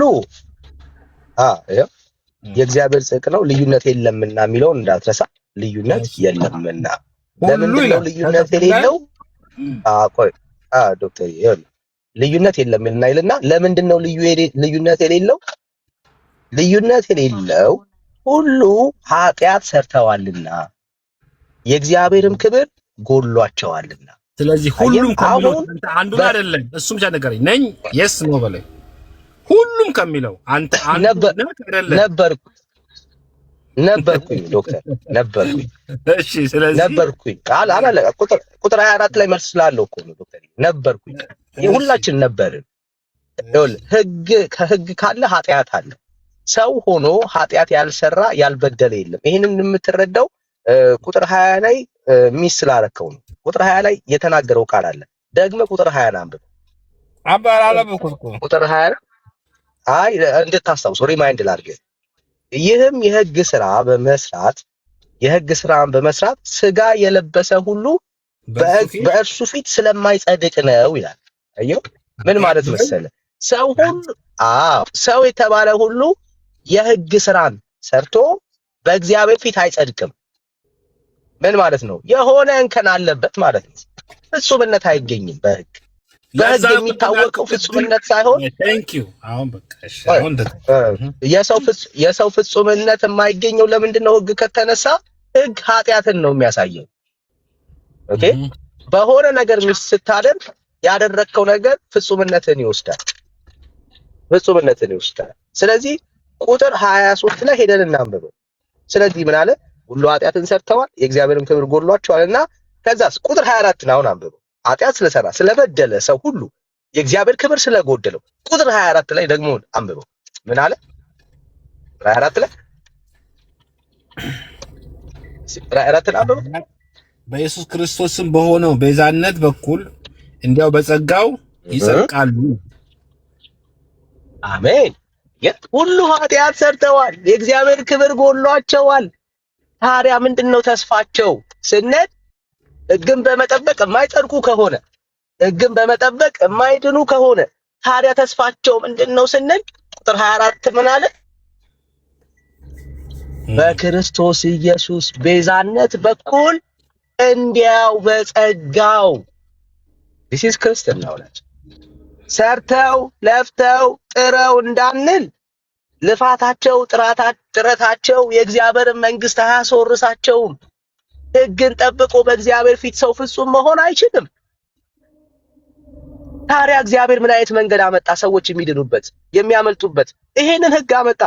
ሰዎች ኢየሱስ ክርስቶስ በሰራላቸው ስራ ጻድቃን የሚሆኑበት የእግዚአብሔርን ጽድቅ ገለጠ። ነገር ይሄ እኮ ነው ክርስትና። ከሌሎች ቤተ እምነቶች ክርስትናን የሚለየው ይሄ ነው። እግዚአብሔር የራሱን የጽድቅ መንገድ አበጀ። የራሱን የጽድቅ መንገድ ሰዎች በራሳቸው ሄደው ማግኘት ስለማይችሉ የራሱ የጽድቅ መንገድ ተበጀ። ይሄ የእግዚአብሔር የክርስቶስ ኢየሱስ የቤዛነት ስራ የእግዚአብሔር የጽድቅ መንገድ ነው። ስለዚህ አሁን ጴንጤዎች እንዴት ነው ጸደቅን የምትሉት ስትላቸው እግዚአብሔር ባዘጋጀው የጽድቅ መንገድ ሰርታችሁ አይደለም፣ ለፍታችሁ አይደለም፣ ለፍተን ሰርተን ጥረን ግረን አይደለም። እግዚአብሔር በልጁ በክርስቶስ ኢየሱስ በመስቀል ላይ በሰራው ስራ በዚህ በታላቁ ስራ እኛ ምን ሁላችን እንዲያው በጸጋው ጸደቅን። ክርስትና ይሄ ነው ዶክተር። ከዚህ የተነሳ ምን አደረግን? አሁን እኛ ለመጽደቅ አንታገልም። ጴንጤ አይጾምም ወይ? ኦፍ ኮርስ ይጾማል፣ እንጾማለን። ምናልባት አናሳውጅ በግልጽ አንነጋገር ይሆናል እንጂ ሁሉ ሰው በግሉ ጸሎት በሚያስፈልግበት የጊዜ ሁሉም ሰው ይጾማል፣ ይጸልያል። እንጾማለን፣ እንጸልያለን። ጸሎት ጴንጤ በጸሎት ይታማል እንዴ? አይታማም። ወደ እግዚአብሔር በመጮ ጴንጤ ይታማል? በጭራሽ በጭራሽ። የትኛውንም ጴንጤ በመጾምና በመጸለይ አታማውም። ህይወቱ ነው። እንጮዋለን። ማለዳ ተነስተን ባልተገዙ ጸሎቶች ወደ እግዚአብሔር እናነባለን። መንፈስ ቅዱስ በውስጣችን ይቃትታል። ብራዘር እናደርገዋለን። ለመዳን ነው? አይደለም፣ አይደለም፣ አይደለም። የመዳኔ ጉዳይ ኢየሱስ ጨርሶታል። አየህ፣ የክርስቶስ ኢየሱስን የመስቀል ዋጋ ከንቱ አላደርግም። እሱ በከፈለው ስራ ላይ እኔ እጄን አላስገባም። ብራዘር እሱ ነው የከፈለው፣ ኢየሱስ ነው የከፈለው። ለዚህ ነው መዳን ለጴንጤ ሁል ጊዜ አዲስ ነው። ሁሌ አዲስ ነው። ስለዚህ የዳን ነው የጸደቅ ነው ኢየሱስ ክርስቶስ በከፈለልን ዋጋ ነው። እኔ ዋጋ አልከፍልም። አሁን ታዲያ ለምንድን ነው መልካም የምታደርገው ካልከኝ ይህንን ልንገርህና እንጨርስ። ለምንድን ነው ታዲያ መልካም የምታደርገው? በኢየሱስ ከጸደቅ፣ በኢየሱስ ከዳንክ፣ ኢየሱስ በከፈለው ዋጋ በቂ ነው ብለህ ካመንክ፣ እሱ በሰራው ስራ እንዲያው በነፃ ከጸደቅ፣ ታዲያ ለምንድን ነው የምታደርገው ካልክ የመጀመሪያው የተፈጠርኩበት ዓላማ መልካም ለማድረግ ስለሆነ ይሄንን የምታገኘው ኤፌሶን ምዕራፍ 2 ቁጥር 10 ከቻልክ ሄደህ አንብብ። ኤፌሶን ምዕራፍ 2 ቁጥር 10 በጣም ይገርማል። ኤፌሶን ምዕራፍ 2 ቁጥር 10 ላይ ከስምንት ጀምሮ ለሚያነብ ሰው የእግዚአብሔርን የማዳን ተስፋ ግልጽ አድርጎ ያያል። በጸጋ በነፃ እግዚአብሔር አምላክ እንዳዳነን ይናገርና ቁጥር 10 ላይ ሲመጣ መልካሙ ስራ የማድረግ በክርስቶስ ኢየሱስ ተፈጠርን ይላል። ስራ የተፈጠርንበት ምክንያት ነው ብራዘር። በስራ አልተፈጠርንም ማለት እግዚአብሔር አሁን ሲያድነን የምንሰራው ተግባር አለ ማለት ነው። የምንሰራው ስራ አለ። that's why brother that's why አይ አሁን በምድር ላይ ስንመላለስ ለመዳን አይደለም የምንታገለው። አይደለም ብራዘር፣ እግዚአብሔር እንድንኖርለት ላሰበው ስራ ነው አሁን የምንኖረው። ለምን? እሱ ነው አስቦ የወለደን። እሱ ነው አስቦ ነው የወለደን ብራዘር። አስበን አቅደን የተወለድን ሰዎች አይደለን። እግዚአብሔር ራሱ አስቦ ነው የወለደን። አስቦ ወለደን ማለት የሆነ ፐርፐዝ አለው ሲወልደን። ለዚህ ዳኒ ሲፈጠር በዚህ ምድር ላይ ሲኖር ሲመላለስ እግዚአብሔር ያሰበለትና ያለመለት የሆነ ዓላማ አለ። ዝም ብሎ አይደለም የተወለደው ዳኒ። ጴንጤዎች ዝም ብለን አልተወለድንም። እግዚአብሔር በእኛ የሚሰራው ስራ አለ። መልካሙ ስራ ይነስም ይደግም አንድም ይሁን ሁለት፣ እግዚአብሔር ግን በልጁ በክርስቶስ ኢየሱስ ሁላችን አስቦ ነው የወለደን። የምንሰራው ስራ አለ፣ የምንሰራው መልካም ስራ አለ። ይሄ ነው ክርስትና። ክርስትናዬ ነው ክርስትናዬ ነው ክርስትናዬ ነው። ስለዚህ መልካሙን ስራ ለማድረግ ተፈጥረናል ሁላችን። ሌላው ለምንድን ነው መልካም ስራ የምትሰሩት ካላችሁ፣ መልካም ስራ አምልኮ ነው። አምልኮ ነው። አምልኮ ነው። አምልኮ ነው።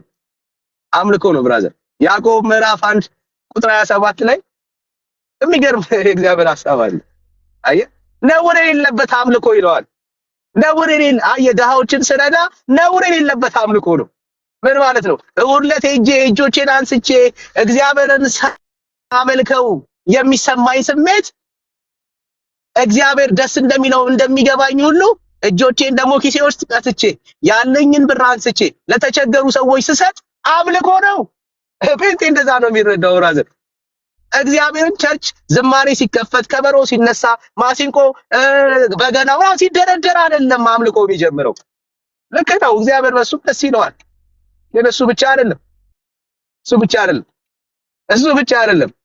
አየህ፣ ባልቴቶች እና እናት ወላጅ አልባ የሆኑ ህጻናቶችን ስንቆም አጠገባቸው ባላቸው የሞተባቸውን ሚስቶች ስንጎበኝ ስናበረታቸው አምልኮ ነው ብራዘር። የተቸገሩትን የታሰሩትን አምልኮ ነው። አምልኮ ነው። አምልኮ ነው። ምን ማለት ነው? የፍቅር ምላሽ ነው። የፍቅር ምላሽ ነው። ክርስትናዬ ነው ወዳጅ፣ ክርስትናዬ ነው። እና ጴንጤን በስርዓት እንደማይታማ ታውቃላችሁ። አንታማም። ስራን አንስቶ ጴንጤን የሚሞግት ኦርቶዶክሳዊ የለም። ኑሯችን፣ ላይፍ ስታይላችን በየመጠጥ ቤቱ፣ በየመሸታ ቤቱ፣ በየአረቄ ቤቱ አታገኙ። ስለ ጴንጤ አይወራም ብራዘር። እናደርግበት ምክንያት ነው ልዩነቱ። ጾም ጴንጤ አይታማም፣ ጸሎት አይታማም ብራዘር። የታወቀ አይደል? ህይወታችን እኮ ስንጾም የእውነት ነው የምንጾመው፣ የእውነት ነው የምንጾመው። አረቄ እየጠጣ ስጋ እየተጠየፈን ምናምን አይደለም።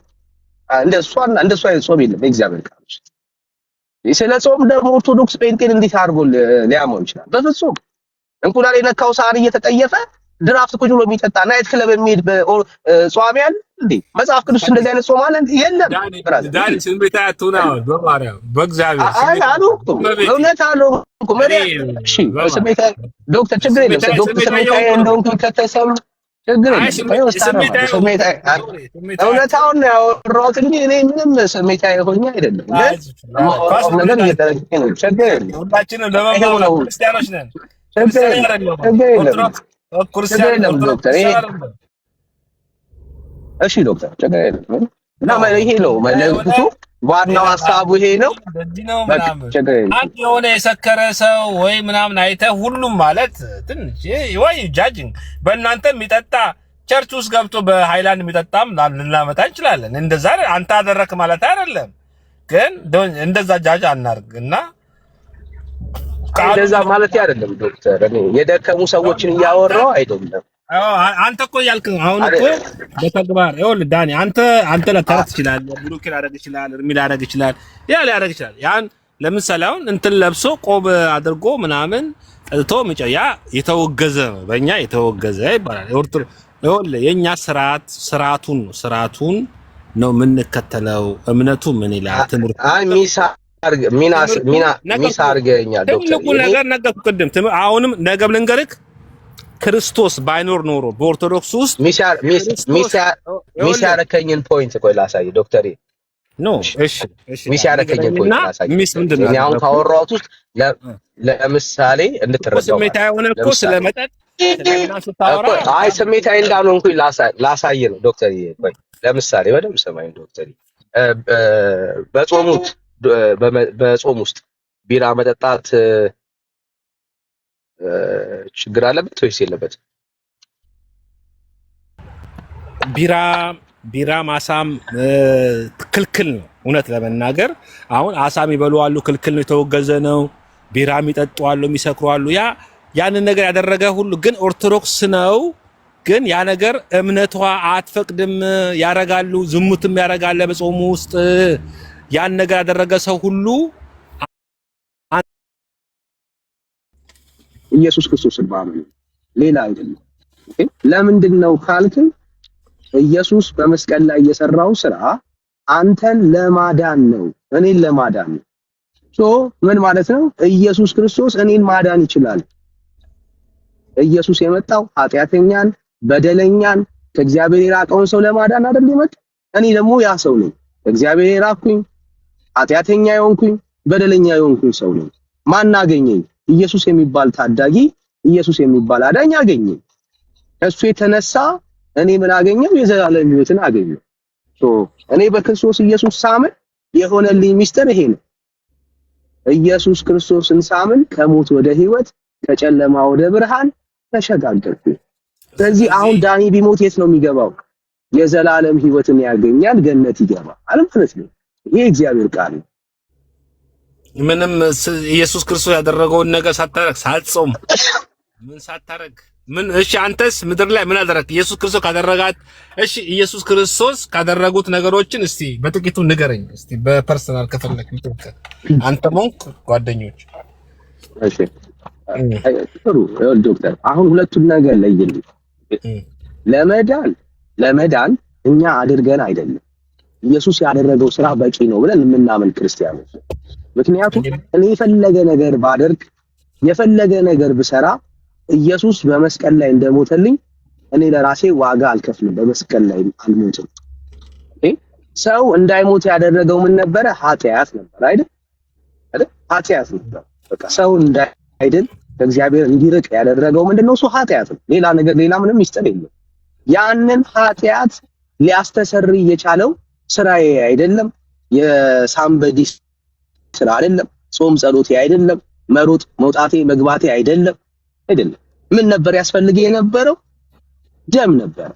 ደም ሳይፈስም የት የለም።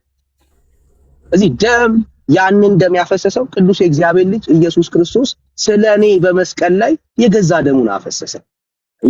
ስለዚህ በክርስቶስ ኢየሱስ ደም እኮ ለዛ እኮ ነው በቃ። ስለዚህ አንድ ወደም ስሙ ዶክተር አመንኩኝ ካልክ የኢየሱስ ክርስቶስ ደም ለኃጢአት ለበደል አንተን ከእግዚአብሔር ጋር ለማስታረቅ በቂ ነው እኮ ማለት ነው። እምነት ማለት እሱ ነው እኮ ሌላ ነገር ሳትጨምር ማለት ነው። የፈሰሰው ለኃጢአታችን ለበደላችን የፈሰሰው የኢየሱስ ደም ነው። ኦኬ የኢየሱስ ደም ነው። የክርስቶስ ኢየሱስ ደም ነው ካልክ እሱን የምታምን ከሆነ እንግዲያውስ በክርስቶስ ኢየሱስ ደም አንተ ሌላ ነገር ሳያስፈልግ ደሙ ሌላ ነገር ሳይጨመርበት ብቻውን በቂ ነው ማለት ነው። ስለዚህ ኢየሱስ ለዶክተር በከፈለው ዋጋ ዛሬ ቢሞት መንግስተ ሰማያት እንደሚገባ ካላመነ አመኛለሁ ማለቱ ዋጋ የለው። ምክንያቱም ኢየሱስ ክርስቶስ ደሙን ያፈሰሰው ለዶክተር ነው፣ ለኔ ነው፣ ለኃጢአተኛው ለበደለኛው ሰው፣ ለንጹህ ሰው አይደለም። ስለዚህ እኔ ያለብኝ የትኛውም የኃጢአት ዕዳ የተከፈለው በክርስቶስ ኢየሱስ ነው። ኢየሱስ ያልከፈለው እኔ ደግሞ ሰርቼ ለፍቼ የሆነ ነገር አድርጌ የማወራረደው ዕዳ የለም። ምክንያቱም ኢየሱስ ተፈጸመ ብሎ የከፈለው የሰው ልጅ ኃጢአትና በደል ዕዳ ሁሉ ነው። ኢየሱስ ያስቀረው እኛ ደግሞ የምናወራረደው በልፋታችን በጥሩነታችን የምናገኘው ነገር የለም። ይሄ ማለት ምን ማለት መሰለህ? እግዚአብሔር በነፃ እንድትድን ነው የሰጠ ጸጋ ስጦታ ነው ያዳነ። ለምሳሌ ቅድም ቡርቄ ጥሩ አድርጎ አንስቶታል። ምናልባት ካላስተዋልከው ልድገምልህ። መጨረሻ ላይ ጠየቀው ጥያቄ ላይ የመለሰልን መልስ ነበር። ታስተውለው እንደሆነ አላውቅም። አሁን እኛ የምንጸድቀው ስለ እግዚአብሔር ጽድቅ ሰምተህ ታውቃለህ ዶክተር? እግዚአብሔር ጽድቅ የሚባል ነገር ታውቃለህ ማለት ምን? አሁን አንተ የእግዚአብሔርን ጽድቅ አግኝተሃል? እኔማ ተጠናቅቄ እንትኔን ስለ ሁሉ ነገር ስለ ነገርኩ እኮ። አሁን ዳኒ ልንገርሽ ያራዳልሽ የምትነግረኝ ነገር ሁሉ አጭር ጥያቄ ነበር፣ አጭር መልስ ነበር። ምን አለ ምንድን ነው የጠየቀኝ ጥያቄ? ክርስቶስ ምንድን አልከኝ? ቴንክ ዩ። እሱ ስላልሰማኝ የእግዚአብሔርን ጽድቅ አግኝተሃል እንዴ? በለዛውም ባራታ ገና በቃ እግዚአብሔር ጻድቅ ነህ ማለት ነው። አትረጋገምብኝ። እኔ ጻድቅ ነኝ፣ በልቤ ጻድቅ ነኝ፣ በስጋ ኃጢአተኛ፣ በመንፈሴ ጻድቅ ነኝ፣ በስጋ ኃጢአተኛ ነኝ ብዬ ማምን ሰው ነኝ። በስጋ ኃጢአተኛ ነኝ ያልኩበት ምክንያት ስጋ አሁንም አታሳስተኝ ፕሊዝ። እናንተ እኔ አሁን ልንገርህ ዳኒ ልንገርሽ ምናልባት አሜሪካን ሀገር ከኖርክ ዲሲ፣ ሜሪላንድ፣ ቨርጂኒያ አካባቢ ከኖርክ በአካል እስቲ አስረዳኝ። እስቲ ዲቤትና እስቲ አስረዳኝ። አሁን እኔ አንታው እንደዚህ ነው ብለህ ምናምን እሺ ብዬ አይደለም። ቢኮዝ አይ ካን ዱ ላይክ ዳት እንደዛ ማድረግ አልችልም። በቃ እውነቱን ግልጹን ልንገርህ፣ ቃልን ሰማለሁ። ነገርኩ። ኤርሚያስ ጋር የገባሁት ኤርሚያስ የሚናገራቸው ነገሮች ይኸውልህ ልንገርህ፣ የምሰማው የምቀበለው ነገር አለ፣ የምቃወመው ጻድቅ አሁን የታገለ ጻድቅ ነኝ ትላለህ እንዴ? አንተ እንዴት ነው ሰው አንተ እኮ በሙሉ ልብ ጻድቅ ነኝ እንዴ? ጻድቅ ማለት እኮ ቀጥታ ገነት የሚገባ ሰው እኮ ነው። አዩ ሲሪየስ? ጽድቅና እንደዛ ላሳየው ቃሉ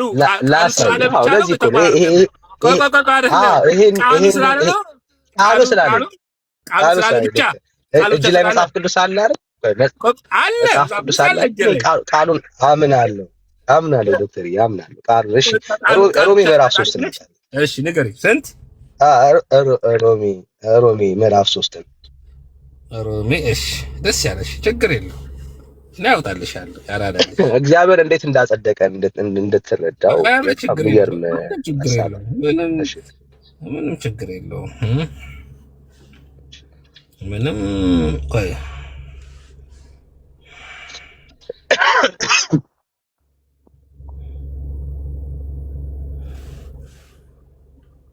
ሮሜ ስንት አልሽኝ? ሮሜ ምዕራፍ 3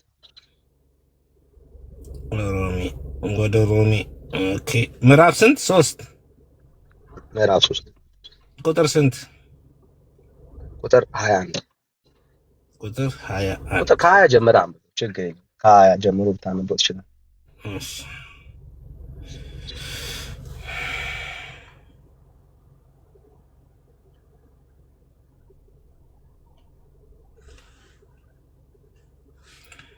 ሀያ ይህም የሕግን ሥራ በመስራት ሥጋ የለበሰ ሁሉ በእርሱ ፊት ስለማያጸድቅ ነው፣ ኃጢአት በሕግ ይታወቃልና ይላል። ምዕራፍ ቁጥር 20 ማለት 21 ምን ይላል? እውን ግን በሕግና በነቢያት የተመሰረተለት የእግዚአብሔር ጽድቅ ያለ ሕግ ተገልጧል ይላል። የተመሰከረለት አሁን ግን በሕግና በነቢያት የተመሰከረለት የማን ጽድቅ? የእግዚአብሔር ጽድቅ ያለ ሕግ ተገልጧል። በዚህ ይላል።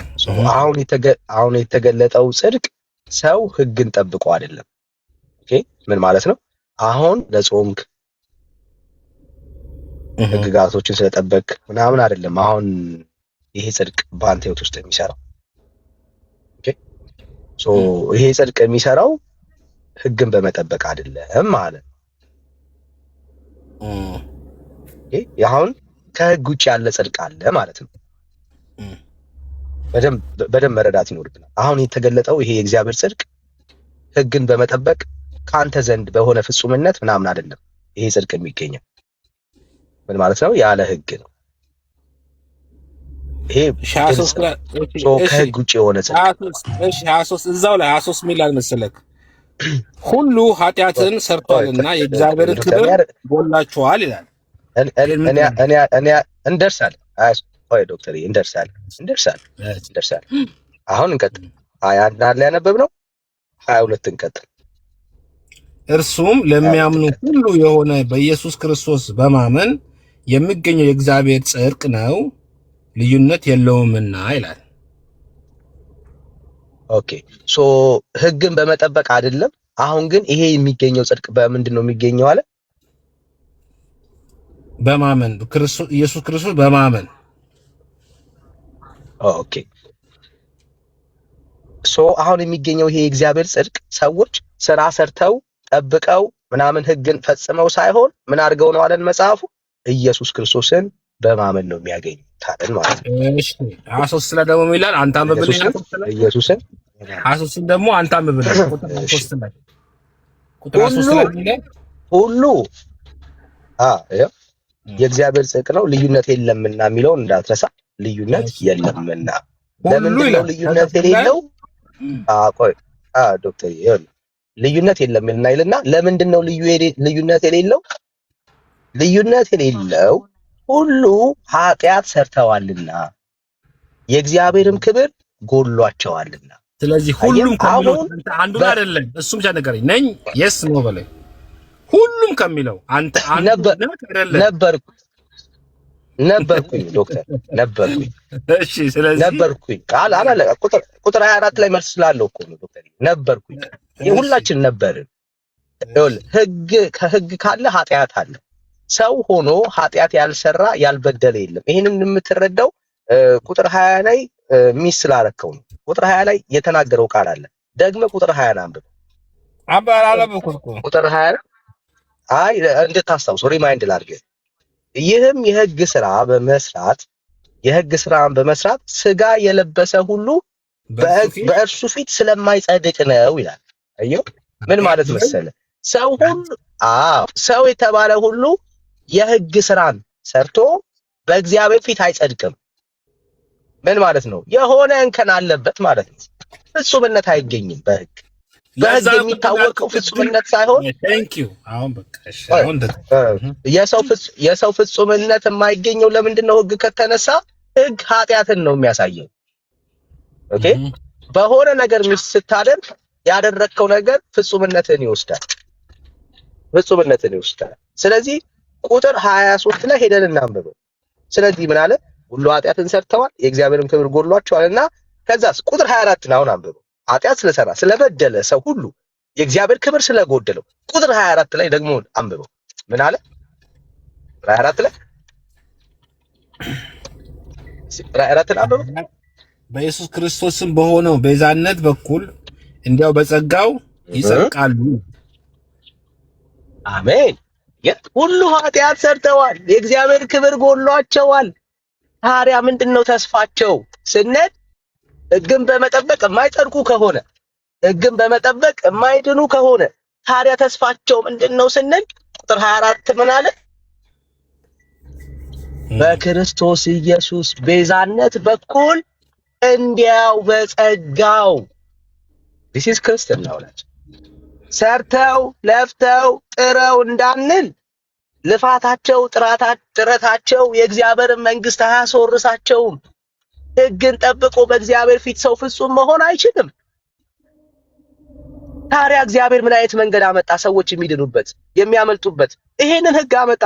ሰዎች ኢየሱስ ክርስቶስ በሰራላቸው ስራ ጻድቃን የሚሆኑበት የእግዚአብሔርን ጽድቅ ገለጠ። ነገር ይሄ እኮ ነው ክርስትና። ከሌሎች ቤተ እምነቶች ክርስትናን የሚለየው ይሄ ነው። እግዚአብሔር የራሱን የጽድቅ መንገድ አበጀ። የራሱ የጽድቅ መንገድ ሰዎች በራሳቸው ሄደው ማግኘት ስለማይችሉ የራሱ የጽድቅ መንገድ ተበጀ። ይሄ የእግዚአብሔር የክርስቶስ ኢየሱስ የቤዛነት ስራ የእግዚአብሔር የጽድቅ መንገድ ነው።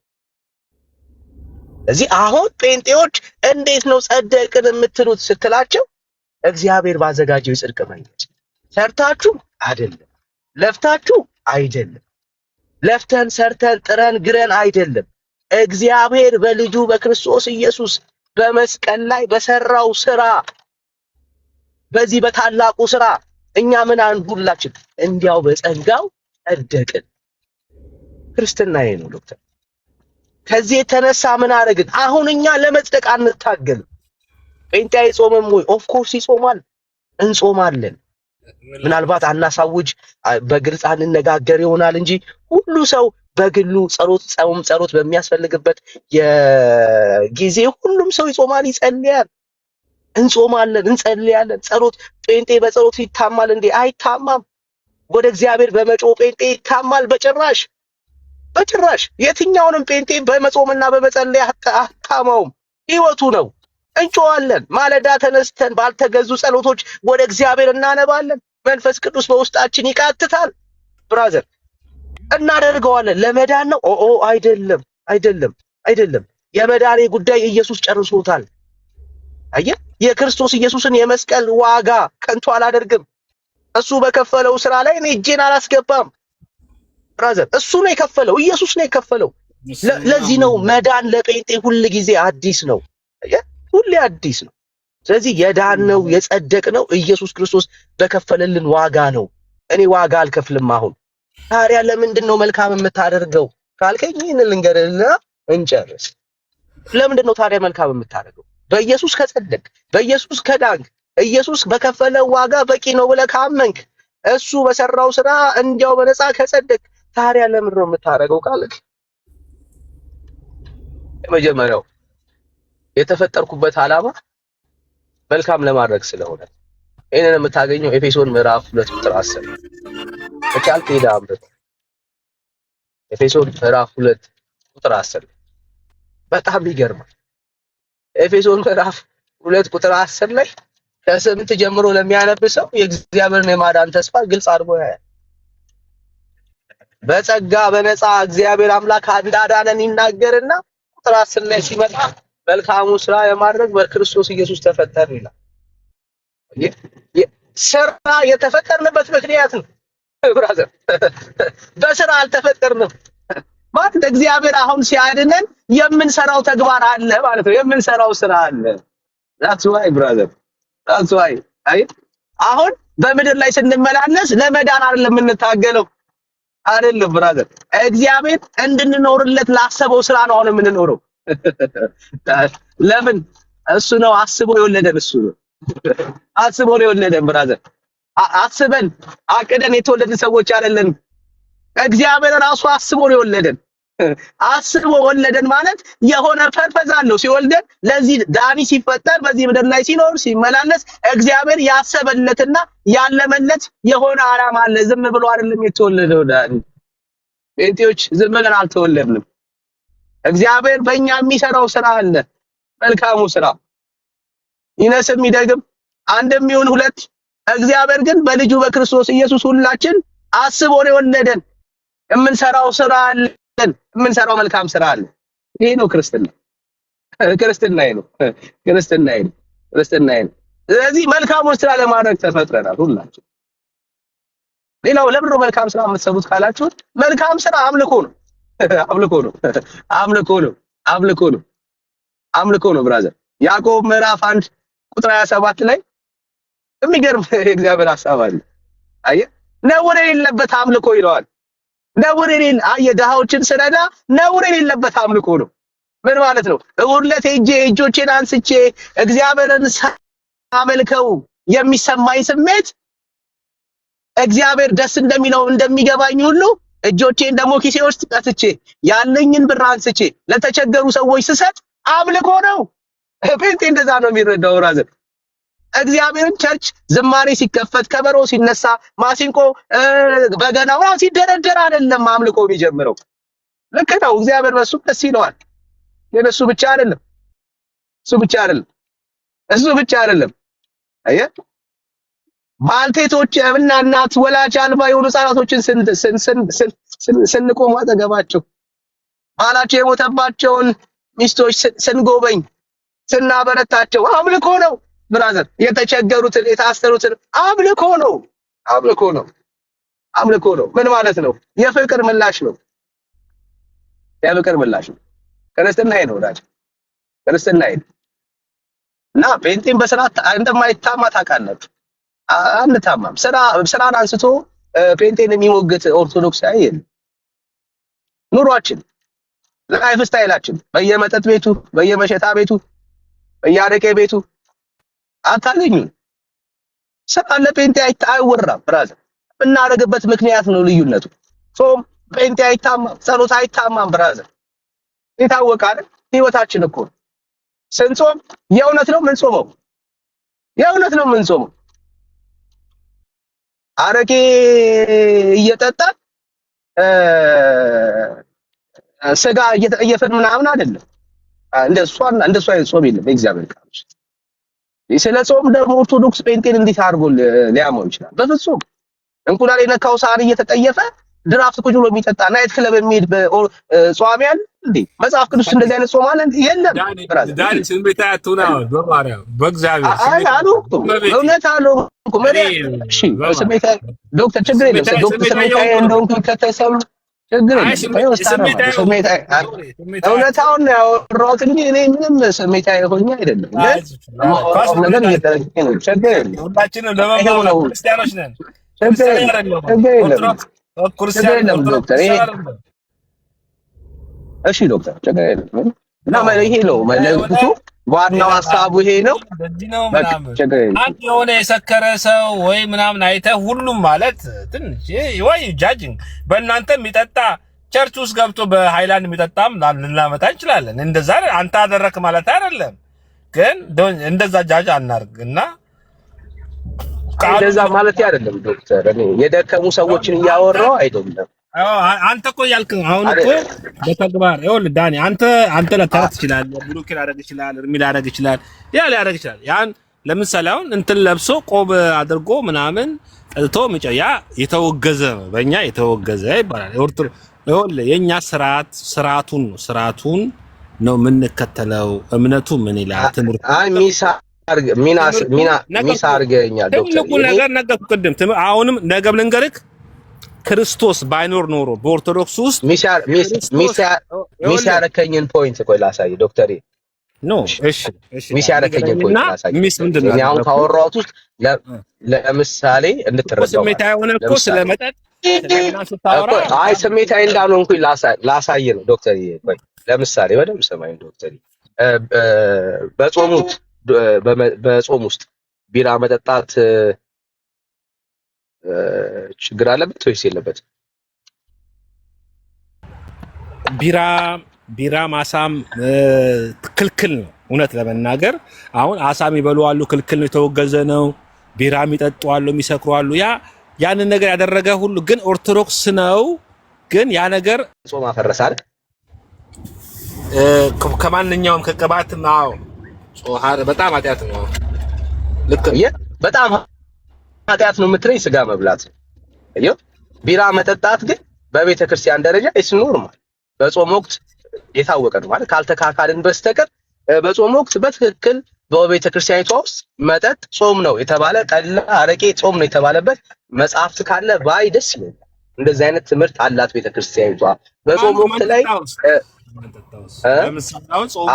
እንደ ቤት ዶክተር እንደ ቤተ ክርስቲያን ነው እያወራን። አሁን እኛ እንደ ግለሰብማ አናወራም። እንደ ግለሰብ ካልን እኮ እንደዛ ካልከኝ ፓስተር ሆኖ በገስታውስ ውስጥ የሚሾግሩ አለ። እሱንስ ምን ትላለህ ወንድሜ? ይቅርታ እኮ ስህተት ነው። አሁን ያወራውን በደንብ ስማኝ። አሁን እንደ ግለሰብ እኮ አይደለም የጠየቁ፣ እንደ ግለሰብ ነው የጠየቁ ዶክተር። አሁን አንተ የግለሰብን ወስደህ ልዩነታችን ላሳየህ። አንተ የግለሰብን ስህተት ወስደህ ለኢንስቲትዩሽን ሰጠህ። እኔ የግለሰብ ስህተት አለም እኮ ያወራሁት። ኦኬ እኔ ያሳየው የነገርኩ የኢንስቲትዩሽን ስህተት ነው። ኦራይት ምን ማለት ነው? ቤተክርስቲያኒቷ በጾም ወቅት ላይ አንድ ማስረጃ አስተኝ። በጾም ወቅት ላይ ልክ እንቁላል የነካው ሳህን እንደምትጠየፉ ሁሉ እንዲሁ ደግሞ አረቄ ወይ ደግሞ ቢራ የነካው ጠርሙስ እንደምትጠየፉ እስቲ ከቤተክርስቲያን ማስረጃ አስተኝ። የለም ዶክተር የለም። ቢራና አረቄ መጠጥ በጾም ወቅት ላይ ችግር የለውም፣ ዘፈን መስፋት ችግር የለውም የሚል የቤተክርስቲያን ትምህርት ካለ አሳይ፣ ደስ ይለኛል። እስቲ ያሳይ። የለም ኖርማል እኮ ነው። በጾም ወቅት አረቄ ቤቶች አይዘጉም። እንደውም ስራ የሚበዛው በጾም ወቅት ነው።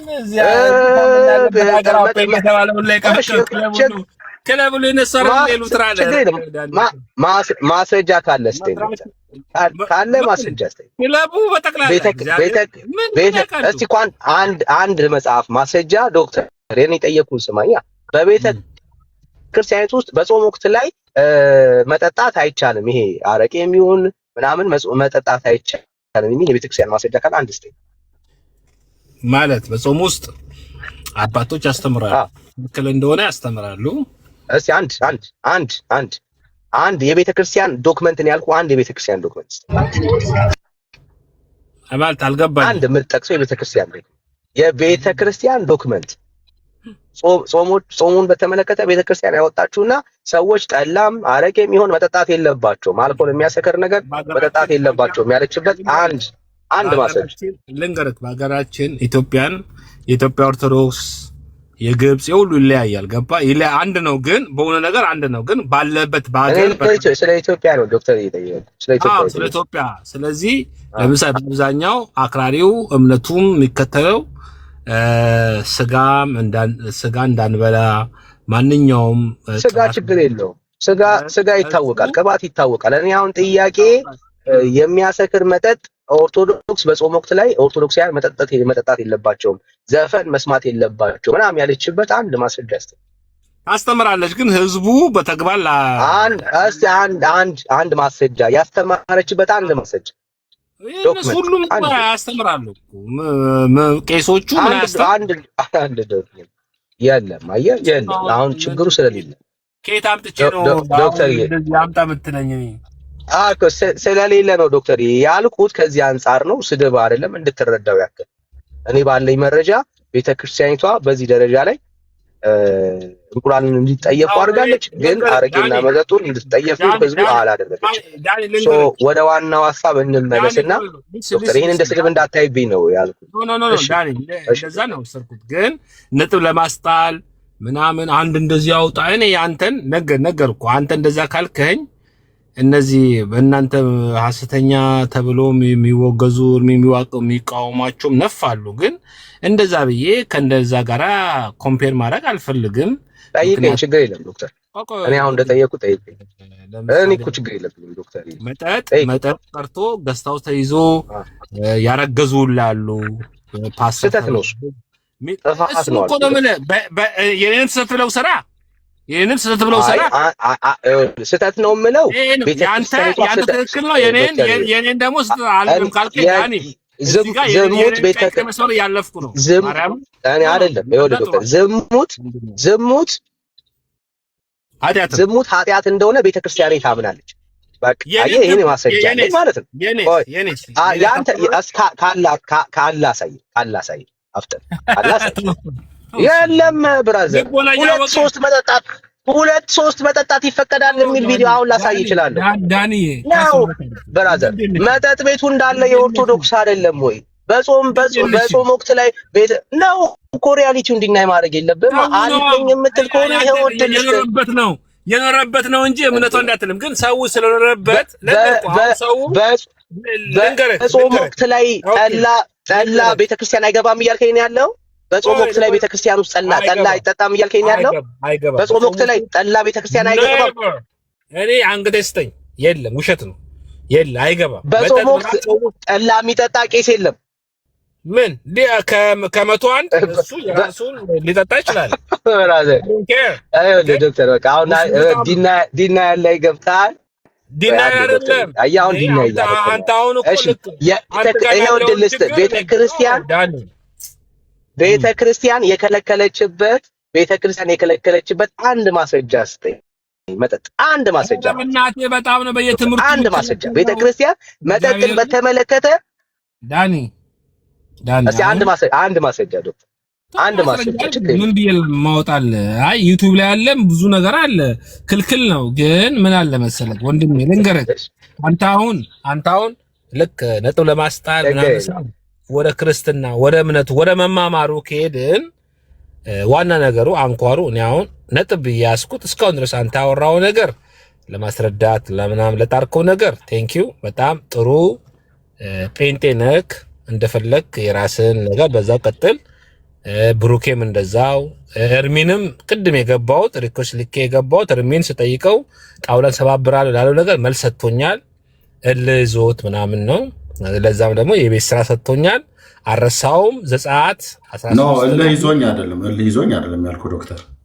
የምን እሺ ቆይ ሳይሆን ቤተክርስቲያን እናንተ ጋር ታቦት ብለው የሚሉት ሌላ ጋር ደግሞ ጠረጴዛ ብለው የሚሉት ከሌለ ቤተክርስቲያን ተብሎ አይባልም ብሎ የሚለውን የውሸት ትርክታችሁን የሁለቱም ማለት ነው። ጠረጴዛ የሌለበት ቤተክርስቲያን አይባልም ብሎ የሚል ታቦቱም የሌለበት ቤተክርስቲያን አይባልም ብሎ የሚል ማን ያለው? ጌታችን ያለው ወይስ ሐዋርያቱ?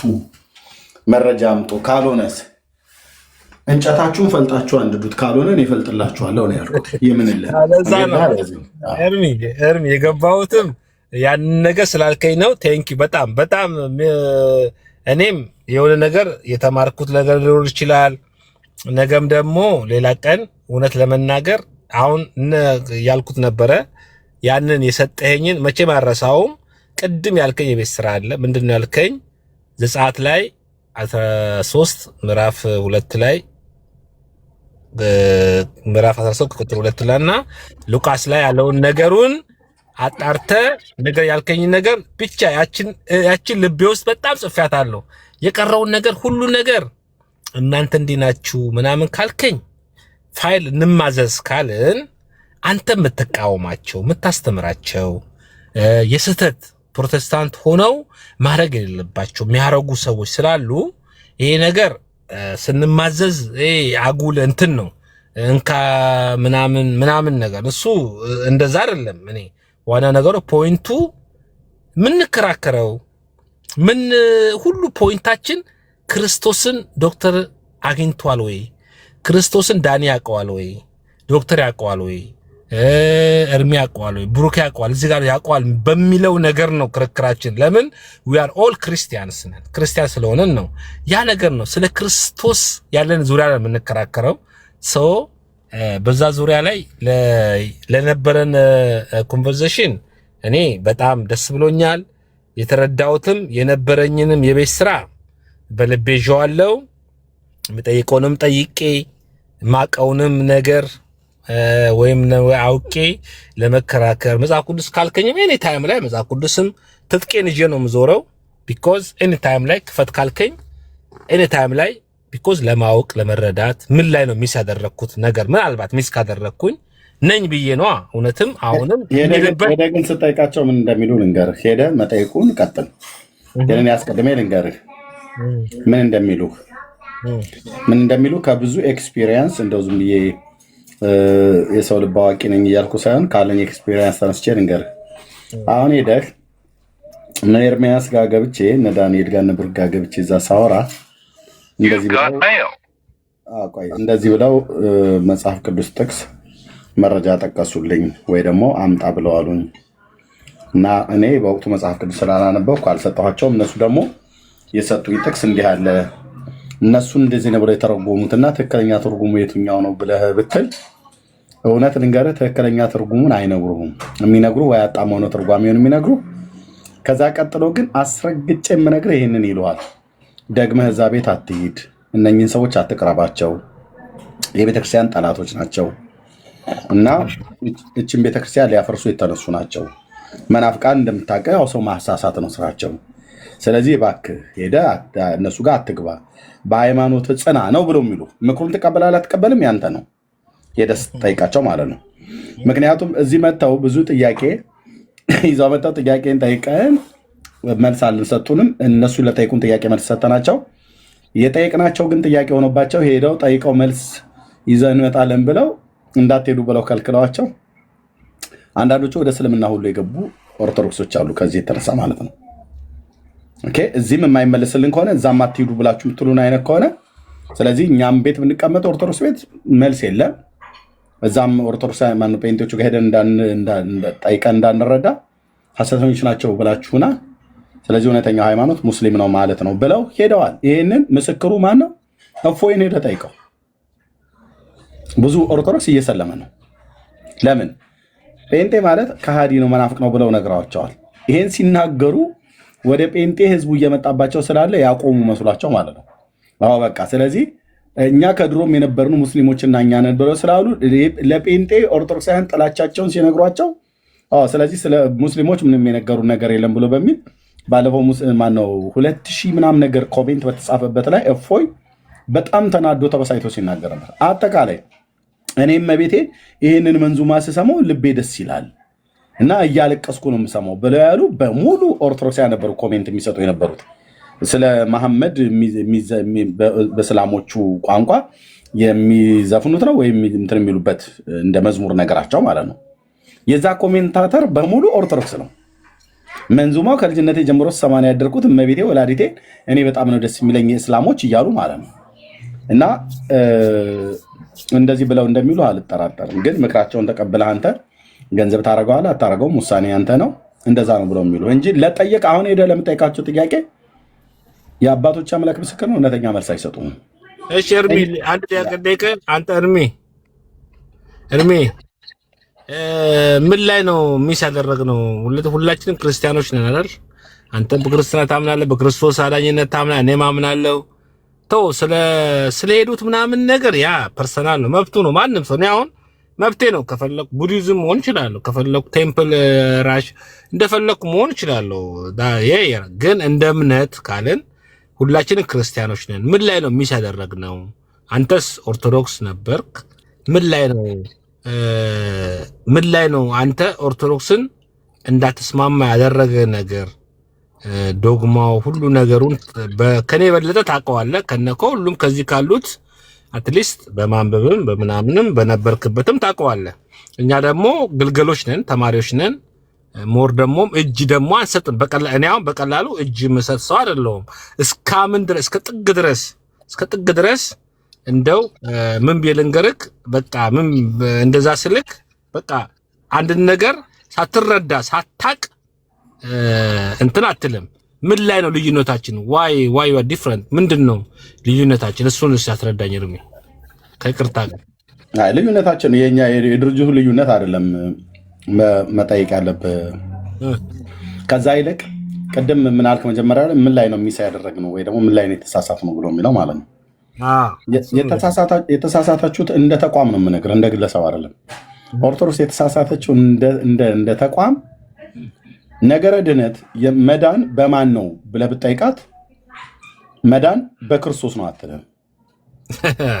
እንደዛ ተማርኩት። ሶሪ እንደዛ ተማርኩት አትልህም ነው የምልህ። በማርያም እንደ በክርስቶስ ተወኝ። ጠየቀኝ አይደል? ቆይ ልንገርህ። ጠየቀኝ አይደል? በላ እንኳን ብትልህ ማለት ነው። በመካከሏ ያሉ አንዳንድ አገልጋዮች በለው እንኳን ቢሉህ ምን ማለት ነው በክርስቶስ ማለት ብለህ ጠይቃቸው። በቃ በክርስቶስ ነው ማለት እኮ ብቻ አይደለም። መዳን በማን ነው ብለህ ብትላት በክርስቶስ ነው አትልህም። እሺ በክርስቶስ ነው እንኳን ብለው እንኳን ከተገኙ ምን ማለት ነው በክርስቶስ ማለት ብለህ ብትላቸው በክርስቶስ ማለት አንድም በእናቱ አማላጅነት ማመን፣ አንድም በሊቃውንቱ በላ ብዜቱን ታበዛላለች እንደ አክር ማሳር ሰንጥቃ ማለት ነው። ኦኬ በክርስቶስ ማለት ግን እሱ በመረጣቸው በቅዱሳት ሐዋርያት ሁሉ ጭምር ማመን ነው ትላለች። ምንድን ነው ብለን የምናምነው? ሐዋርያት ብለን የምናምናቸው። ከዛ ያለፈ ምን ብለን የምናምነው? ጳውሎስ ስለኛ ተሰቀለ፣ ጳውሎስ ስለኛ ሞተ ነው ብለን የምናምነው? ምን ብለስተን በሐዋርያቱ ብቻ አትቀርልን። እሱ የመረጣቸው ቅዱሳን የሰጣቸው ቃል ኪዳን አለ ብላ ትላለች። ምንድን ነው ለጳውሎስ የሰጠው ቃል ኪዳን? አንድ አምጡልኝ ብለህ ስትላቸው ያው እንግዲህ ለአባታችን ለአቡነ ተክለ ሃይማኖት የገባላቸው ቃል ስለ ጳውሎስ ተጠይቀው ስለ አቡነ ተክለ ሃይማኖት ይመልሱልሃል ማለት ነው። ቃል ኪዳን ገባላቸው ብሎ በሚል ነገረ ድነታችሁ በሙሉ የተሰፋው ነገረ ክርስቶስ ላይ ብቻ ሳይሆን ነገረ ቅዱሳን ተብሎ በሚባለው ላይ በፍጡራን ላይ ነው። የመዳን ትምህርት ኦርቶዶክስ በክርስቶስ ብቻ እንደ ይሄማ ከሆነ ጌታ ነገ ይመጣል ማለት ነው። ኦርቶዶክስ እንደዚህ ብታምን፣ መጽሐፍ ቅዱስ እንደሚያስተምረው ብታምን ጌታ ነገ ይመጣል ማለት ነው። አይሆንም። በዛ ቤት ለቅዱሳን የተገባላቸው ቃል ኪዳን ብላ ትላለች። እግዚአብሔር ስሜን መታሰቢያቸውን ለሚያደርጉ ሰዎች ሁሉ የገባላቸው ቃል ኪዳን አለ ብላ ትላለች። እሺ ቃል ኪዳን ስለመግባት ለማን ነው ቃል ኪዳን የገባው? ለምሳሌ ምን ብሎ ቃል ኪዳን ገባ? ስምሽን የጠራ ተስካርሽን ያደረገ ምሬ ምርልሻለሁ ብሏታል። ስምህን የጠራ መታሰቢያን ያደረገ ህንፃ ቤተክርስቲያን በስምህ ያሳነጸ መጽሐፍ የጻፈ ያጻፈ በስምህ ህንፃ ቤተክርስቲያን በታነጸበት ዘቢብ፣ ዣንጥላ፣ ጧፍ ለቤተክርስቲያን የሰጠ ስሙን በሕይወት መጽሐፍ ጽፍልሃለሁ፣ እሳት ባህር ገሃነም እሳትን አያያትም ብሏል እና 22 ትውልድ ሁሉ ይማርልሃል ብሎ ጌታችን ቃል ኪዳን ገብቶለታል። ለዛ ጻድቅ ይለዋል። ኦኬ እና ስለዚህ ነገረ ድነትን ለማግኘት 22 ትውልድ እኔን አይደለም 22 ትውልድ ለማስማር የዛ የተባለው ግለሰብን ሰውዬ ወይ መቃብሩን መሳም አለብኝ፣ ወይ መቃብሩ ጋር ሄጄ መተኛት አለብኝ አንድ ሌሊት፣ ወይ ደግሞ መጽሐፉ እንደተባለው ማጻፍ አለብኝ፣ የተጻፈው ነው ማንበብ አለብኝ ማለት ነው። ነገረ ድነቷ የኦርቶዶክስ በኢየሱስ ብቻ አይደለም። ሲጀምር በኢየሱስ ብላ አትልም ካለችም ጸጋው በእምነት አድኗቸዋል ብሎ የሚል ትምህርት በኦርቶዶክስ ቤተክርስቲያን በፍጹም አይነገርም። ለምን? አባቶችና አንዳንዶችን ስጠይቅ እንዲህ ህዝቡን ታባልጉት እንደ ኤርሚያስ አሉ። እንዲህ ዝም ብሎ ህዝቡን ስድ ነገር ልታወጡት ነው እንዳሉ ምን ሆኖ አባታችን ስድ ይወጣል በሰነድ ይህንማ ብለህ ካልከው በቅዱሳን ስም መታሰቢያ ዝክር ጽዋ አይጠጣም አሉ። የግድ እንዲጠጣ በኢየሱስ ካመንክ በጸጋው ጸድቀሃል፣ በጸጋው ድናል ብሎ ከተባለ ለመዳን ከሆነ በቃ ስለዚህ የጊዮርጊስ ጽዋ የሚጠጣው ሰውዬ ያቆማል። ያ ካቆመ ደግሞ የካህናቱ ሆድ ባዶ ሊሆን ነው። ሌላ ምንም አጀንዳ የለም። እኔው ራሴ ካህን የነበርኩ ሰው ነው የሚናገረው። ምንም አጀንዳ የላቸውም። ሌላ በጊዮርጊስ ስም ጽዋ የሚጠጣ፣ በማርያም ስም ጽዋ የሚጠጣ፣ በሌላ ስም ጽዋ የሚጠጣ ለመንግስተ ሰማያት ለራሳችሁ ወዳጆች ያዙ ተብሏልና እየተባለ ወር ከወር ዓመት እስከ ዓመት የሚጠጣ ጽዋ አለ። ያን ጽዋ የሚጠጡ ሰዎች በመንግስተ ሰማያት ይቀበሏቸዋል ብሎ ማለት ድርሳነ ሚካኤል መቅድም ቁጥር 17 ላይ የቅዱስ ሚካኤልን ዝክሩን አናስታጉል በሚመጣው ዓለም ዋስ ሆኖ ያድናችኋልና ይላል። በደንብ ስላነበብኩት በቃሌ ሁሉ ነው ያስኩትኝ። የቅዱስ ሚካኤልን ዝክሩን አናጓደል። አየህ ወር በገባና እንደገና ደግሞ ሰኔ ሚካኤልና ህዳር ሚካኤል ማለት ነው። አቆሞ እኮ አደግድጎ እኮ ነበር ዝክሩን የሚያወጣው ተብሎ ይባላል። እና ለምን ተብሎ ሲባል ውጤቱ ቁጥር 17 ድርሳነ ሚካኤል መቅደም ማለት ነው። በሚመጣው ዓመት በሚመጣው ዓለም ዋስ ጠበቃ ሆኖ ያድናችኋልና። ምኑ እዚህ የምታበላው የነጭ ሚሆን የጥቁር ስንዴ ዳቦና ጠላ ማለት ነው። ቀልድ እኮ ነው የተያዘው። ቀልድ ማለት ቆንጅዬ ቀልድ እንኳን አለ ሰውን የሚያስቅ ምናምን ነገር የሚያዝናና ማለት ነው። ይሄ ነፍሰ ገዳይነት ቀልድ ነው። እንዴ ዶክተርና ኤርሚያስ እዚህ የሚካኤልን ጸበልና ጸዲቅ ብቅሉ የበዛበት ጌሾ አነሰ የተባለን ጠላና ሽልጦ ዳቦ ጋግረው አብልተው እሱን መንግስተ ሰማያት የሚገቡ ከሆነ የክርስቶስ ሞት በከንቱ ነው። አምላክ ሰው በከንቱ ነው የሞተው በመስቀል ላይ። እኔ እናንተ ጠላ የምናጠጣ ከሆነ መቼም ከኢትዮጵያ ገበሬዎች ያነሰ ድሃ የለም ተብሎ ይባላል አይደል? በኢትዮጵያ ውስጥ እኔ እናንተ ጠላ ማጠጣት ከቻለን ሌላው ዓለምም ውስኪ የሚሆን ድራፍት ቢራ ቀንዶ የሚሆን ምንም እያጠጣ እርስ በርስ እየተጠጣጣ መንግስተ ሰማያት ይገባ ነበር፣ ኃጢአቱን ያስተሰርይ ነበር። እና እንዲህ ከሆነ ክርስቶስ ታዲያ ለምንድን ነው የሞተው? ነገረ ድነት ትምህርቷ እንደዚህ ነው የምታስተምረው። ጸጋው በእምነት አድኗችኋል፣ ይህም የእግዚአብሔር ስጦታ እንጂ ከእናንተ አይደለም፣ ማንም እንዳይመካ ከስራ አይደለም ብሎ የሚለው በፍጹም በኢትዮጵያ ኦርቶዶክስ ቤተክርስቲያን መድረክ ላይ አይሰበክም። ማንም እንዳይመካ ከስራ አይደለም ብሎ የሚለው እንዴ ተው እንጂ ዝለለው ነው የሚባለው። እለፈው ልጄ እለፈው፣ የኛውን ክፍል እለፈው፣ ማህበረ ምዕመናኑ እንዳይሰማ። ያው ህዝቡ መጽሐፍ ቅዱስ እንዳያነብ አደንዝዘው ስለያዙት ማለት ነው። እናንተ ነጭ በነጭ ለብሳችሁ ስንጠራ እኛ ደወል ስንደውል ኑ፣ ቅዳሴ ጸበል ስንሰጣችሁ ጠጡ፣ እኛ ቅዳሴ ስንቀድስ ተሰጥኦ መልሱ ከቻላችሁ፣ ካልቻላችሁ ግን ዝክር ማድረጉን እናንተ አታቋርጡ፣ ሌላውን ለእኛ ተዉት ነው። መጽሐፍ ቅዱስ ማንበብ አይጠበቅብህም ኦርቶዶክሳዊ የሆነ ሰው። ምክንያቱ ቄሱ ያነብልሃል፣ ንስሐ አባትህን ያነብልሃል ይላል። እዛ ይመጣል በጆግ ውሃ ፊት ላይ ቸፍ አድርጎ አልግሃንም ጠረጴዛውንም አበስብሶ ይሄዳል። ማን ይነግርሃል? በክርስቶስ ኢየሱስ የተደረገልህን ያንን ፍቅር ቀራኒዮ ኮረብታ ላይ ያለውን ማን ይነግርሃል? ቢነግርህም በዓመት አንድ ጊዜ ለህማማት ማለት ነው። እርስ በርስ አትሳሳሙ ተብሎ የሚባልበት ሳምንት ነው። በቃ ሀዘን ቁጭ ስላላችሁ ንፍሮ ለመብላት ጉልባን የሚባል ማለት ነው። ቁጭ የሆነ እኮ ሰው እየተረዳችሁ ነው ትመስሉት። ጌታዬ መስቀል ላይ ሞቶ ተነስቶ ወደ ሰማያት አድርጎ በስሙ ያመኑ የኃጢአታቸውን ይቅርታ እንዲያገኙ ባለበት እናንተ ንፍሮ እየቀቀላችሁ የኢየሱስ ክርስቶስ ሰልስቱ እየተባለ በሚጥሚጣ ጉልባን አሳሩን ታሳየዋለ። ድነትስ የለም። የመዳንስ ወንጌል አትሰብክም። ቤተክርስቲያኒቱ አትሰብክም። ጉልባንህን እየቀቀልክ የዘመንህን ቁጥር እንዳሹቅ እየበላው እየጨረስክ በሞት ተጠርተ ስትሄድ ዘላለም ይዘጋል ማለት ነው። ጌታ አለ። የጌታ ፍቅር የጌታ ማዳን ለምን ደሞ አይሰበከው? አውደ ምሕረቷ ላይ ይሰበካል ብለህ ካልከኝ እኔን እያታለልከኝ ነው። አይሰበክም። ዛሬ ቀኑ ኢትዮጵያ ስንት ነው? ቀኑን ብቻ ጻፉልኝ ከታች ኢትዮጵያ ብሩክ ቀኑን ብቻ ጻፉልኝ። እንትና ነው እንዳትሉኝ፣ ቀኑን ብቻ ጻፉልኝ። የዛሬው ካላንደር ቀኑ ስንት ነው በኢትዮጵያ?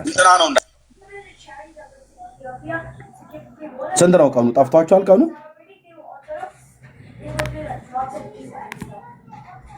30 ነው። እሺ ቅዱስ ዮሐንስ ትላለች። ዛሬ የሚሰበከው ማን ነው? ቅዱስ ዮሐንስ። ሰኞ ነው ትላለህ እንዴ? ተክሉ ተው እንጂ በመድኃኒዓለም ማረጋገጫ አባ ሜት አድርገው ሜት አድርገው እንደገባ አይወራም። እሺ እሺ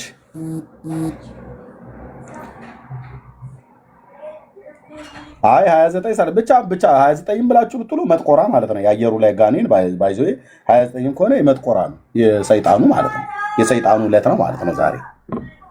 ከባለ ወልድ ጋር ከወልድ በዓል ጋር ሰይጣን ኦፊሻሊ እኮ የሚመለክባት እኮ ብቸኛ ብርቅዬ የሆነች ተቋም ናት። እሺ ዛሬ 30 አይደል? ማርቆስ ቅዱስ ማርቆስ ዛሬ ማን ነው የሚሰበከው? በስመ አብ ወወልድ ወመንፈስ ቅዱስ አሐዱ አምላክ ብሎ ይላል። በቃ ማርቆስ በእስክንድሪያ አውራጃ ይኖር የነበረ እኛ የመንበረ ማርቆስ የማርቆስ ልጆች ነን ይላል። ዘበነ ደግሞ ይመጣና ማርቆስ ኢትዮጵያዊ ነው ይላል። መረጃ አምጣ ስትለው ሁሉም እኮ የተቀዳው ከዚሁ ከኢትዮጵያ ነው ይላል። ስለዚህ አሁን ዛሬ ማርቆስ ነው የሚወራው በኦርቶዶክስ ቤተክርስቲያን መድረክ ላይ። የትኛውም ቤተክርስቲያን ሂዱ በዕለቱ የዋለውን ታቦት ነው የሚሰብኩት። ታቦቱ ተብሎ የሚባለው ማለት ነው። ቆይ ነገ እንደምንም ብለን ቀን እናገኛለን ማለት ነገ ደግሞ እንዴ ልደትዬ በለተ ቀኗማ በፍጹም ልታለፍ አይገባም ይላል። ኦኬ በሁለት ምናምን ነገር ብለህ እንዳትል ደግሞ በሁለት ደግሞ ሌላ አለች። በሶስት እንዳትል እንደ በዓታ እመቤታችን የገባችበት ቀን እኮ ነው። ዕለቷንማ ልንዘክራት ይገባል። በእንዲህ አይነት የወር ቀናቶቹ በሙሉ ኦክፓድ ናቸው፣ ተይዘዋል። በ6 እንኳን ኢየሱስ ነው ተብሎ የተባለበት እሱ እንዳይነ አርሴማ ነች እና ቁስቋም አለች እናታችን እመቤታችን ምናምን ነገር ብለው ነው የሚሉ። የሳታችሁት በዋናው ጉዳይ ላይ ነው። ለዚህ ነው ማንም ኦርቶዶክሳዊ የዘላለም ሕይወት የለውም እንዳለውም አያውቅም። አውቃለሁም ብሎ ቢል ተናገር ብለህ ብትለው እንደ ቸርነቱ ነው የሚለው። ስለዚህ ዋናው የሳታችሁት ክርስቶስ ላይ ነው ብዬ እርሜ ኦርቶዶክስ በኢየሱስ ክርስቶስ ማዳን አታምንም ብለህ ነው አንተ የምትለው? አታምንም። ብታምን ነው ታዲያ ህዝቧ በሙሉ ከቄሶቹ ጀምረው ሲጠይቁ የዘላለም ሕይወት አላቸው የተብሎ ሲባል እንዴ ማን ሄዶ አይቶታል ብለው የሚሉት? ለሰጠኝ የቤት ስራ የነበረኝ ነገር አመሰግናለሁ፣ አከብራለሁ። ቴንኪ ወንድሜ። እኔ ግን መዳን ኦርቶዶክስ ያስተማረችኝ በክርስቶስ እንደሆነ ነው። ድናል። እሺ ባስተማረች መሰረት ድናል። የመጨረሻ እናልኩ ሲል ጥያቄ ልጠይቅህ። ምን በክርስቶስ? አዎ ድናል። በክርስቶስ ሁሌም ድኛለሁ። ሁሌም ድኛለሁ እኮ ድናል አይደል? አዎ። አሁን ከገስት ልትወርድ ነው ተሰነባብተን ቻው ብዬ ማለት ነው። ከዚህ ስትወጣ ነፍስ ከስጋ ብትወጣና ብትሞት የት ነው የምትገባው ነፍስህ? እሱንማ አንተ ምንም አናውቅም። እርሜ የራስን ተናገር። እኔ የትም ልግባ እንትን አይደል? የራስን ተናገር። እንደ ኦርቶዶክስ አይነት የት ነው የምትገባው ነፍስህ? እኔ እርግጠኛ ባልሆንም ይሄ ነው። ይሄ እኮ ነው ያልኩህ። አይደለማ እርግጠኛ አንተ እርግጠኛ ነህ እርሜ? እኛ ጋር ልብገን እንደማመጥ ቀደም ስለ የነበረውን ይኸው በማህተም አረጋግጠህ በ12 ቁጥር ምስማር ዘግተህ እኔ አሁንም ነኝ ግን ስለዚህ የት እንደምትገባ አንተ ብትሞት ገነት ነው የምትገባው ብለህ ነው የምታምነው? ስለዚህ ቆይ ያንተን እንጨርሰው። ያንተ የት እንደምትገባ እኔም እርግጠኛ አይደለሁም አልኩህ። እኔ አደተኛ ነኝ። ስለዚህ ቆይ አድምጠኝ። ኦርቶዶክስ በክርስቶስ ኢየሱስ መዳን እንዳለ ሰብካኛለች ብላ ያልከው ምንም ብሰብክህ የሰበከችህ በክርስቶስ ኢየሱስ መዳን አለ ብላ ሳይሆን መዳንህን አታውቅም ብላ ነው የነገረችህ። ብታምንም አትድንም ነው፣ ብታምንም እርግጠኛ አትሆንም ነው የሰበከችህ ነው። ምንም ብሰብክህ እርግጠኛ የማትሆንበትን ነገር ነው የነገረችህ። ምንም ቀጥቅጣ ብሰብክህ ቆይ አድምጠኝ፣ እርግጠኛ የሚያደርግ ስብከት ሳይሆን እርግጠኛ የማያደርግ ስብከት ነው የሰበከችህ። አዎ በደንብ አድርግልህ ያለ ምንም ብሰብክህ ኦርቶዶክስ በክርስቶስ መዳንን እንዳለ እርግጠኛ የሚያደርግ አይደለም የሰበከች። ለዚህ እኮ ነው ቅድም ስናገር የነበረው። እናንተ ቀልድ ይመስላችኋል እዚህ ያላችሁ ሰዎች የምትሰሙ። የፈለክ ቆራቢውን፣ ተጠማቂውን፣ ተጠማቂ፣ ተጠማማቂ የፈለክ ብትሆን በኦርቶዶክስ ሰው በኢየሱስ ክርስቶስ አምኖ የዘላለም ሕይወት አለው ብላ አታስተምርም። ለማለትማ የፊደልማ ዘያአምን በወልድ በሕይወት ዘላለም እኮ እንላለን። ግን ይህንን የሚለው ቄስና ዲያቆን ራሱ እንኳን አያውቀውም። ምዕመኑም ዶክተር አሁን እዚህ አያውቅም። በኦርቶዶክስ ዝም ብለህ ትበላለህ፣ ትጠጣለህ። እንኳን ዓመት አደረሳችሁ፣ እንኳን አደረሰችህ እመቤቴ ለዕለተ ቀኗ እያልክ ትባባላለህ እርስ በርስ። የዘላለም ሕይወት ግን እንዳለ እርግጠኛ አይደለም። ስለዚህ ዶክተር አረጋገጠው ማለት ነው። ይኸው ቅድም ስንል የነበረው እሱም ባያረጋግጥም እኛ እናውቃለን። ላበላብ የሆኑ መምህራኖቿ ቀሚሳቸውን እየጎተቱ አውደ ምሕረት ላይ ቆሙ። የቱንም ያህል ቢሰብኩ ኦርቶዶክሳውያን በኢየሱስ ክርስቶስ አምነው መንግስተ ሰማያት እንደሚገቡ እርግጠኛ የሚያደርጋቸውን ስብከት ሰምተውም አይተውም አያውቁም። ለዚህ ነው ቤተክርስቲያኒቱ ወንጌል አሰብክም ብለን የምንለው። እነ ጳውሎስ ግን የሰበኩት ወንጌል ሰው በክርስቶስ ኢየሱስ ካመነ የዘላለም ሕይወት እንዳለው አስረግጠው ነው የነገሩ። ሰው በክርስቶስ ኢየሱስ ያመነ የዘላለም ሕይወት እንዳለው እንዲያውቅ ጽፈዋል ወንጌሉን፣ መልእክቱን። እኛ ጋር ብትመጡስ ሰው በኢየሱስ ክርስቶስ ካመነ የዘላለም ሕይወት እንዳለው መጽሐፍ ቅዱስም እርግጡን ነው የሚነግረን። እኛ ማስረግጠን ነው የምንነግርህ። የእግዚአብሔር ልጅ አለህ፣ ሕይወት አለህ። የእግዚአብሔር ልጅ የለህም፣ ሕይወት የለህም። ማን ያለው? ዮሐንስ። እንዳለኝ በምን እንዳውቃለህ ብለህ ካልክ የእግዚአብሔር ልጅ ከአንተ ጋር እንዲኖር ከፈለክ የልብህን በር ከፍተህ አስገባዋ። ኢየሱስ ያልገባው ትውልድ እንደዚህ ነው መጨረሻው ማለት ነው። ዶክተር ይሄን ተናግሮ ወጣ ማለት ነው። እና ቴንኪው ወንድሞች፣ ተባረኩ። ዘግይታችሁ የመጣችሁ እነ ታዶ እነ ዳኒ ሰላም ብያለሁ። የምትሉት ካለ ማለት ትችላላችሁ ወገኖች። ዳኒ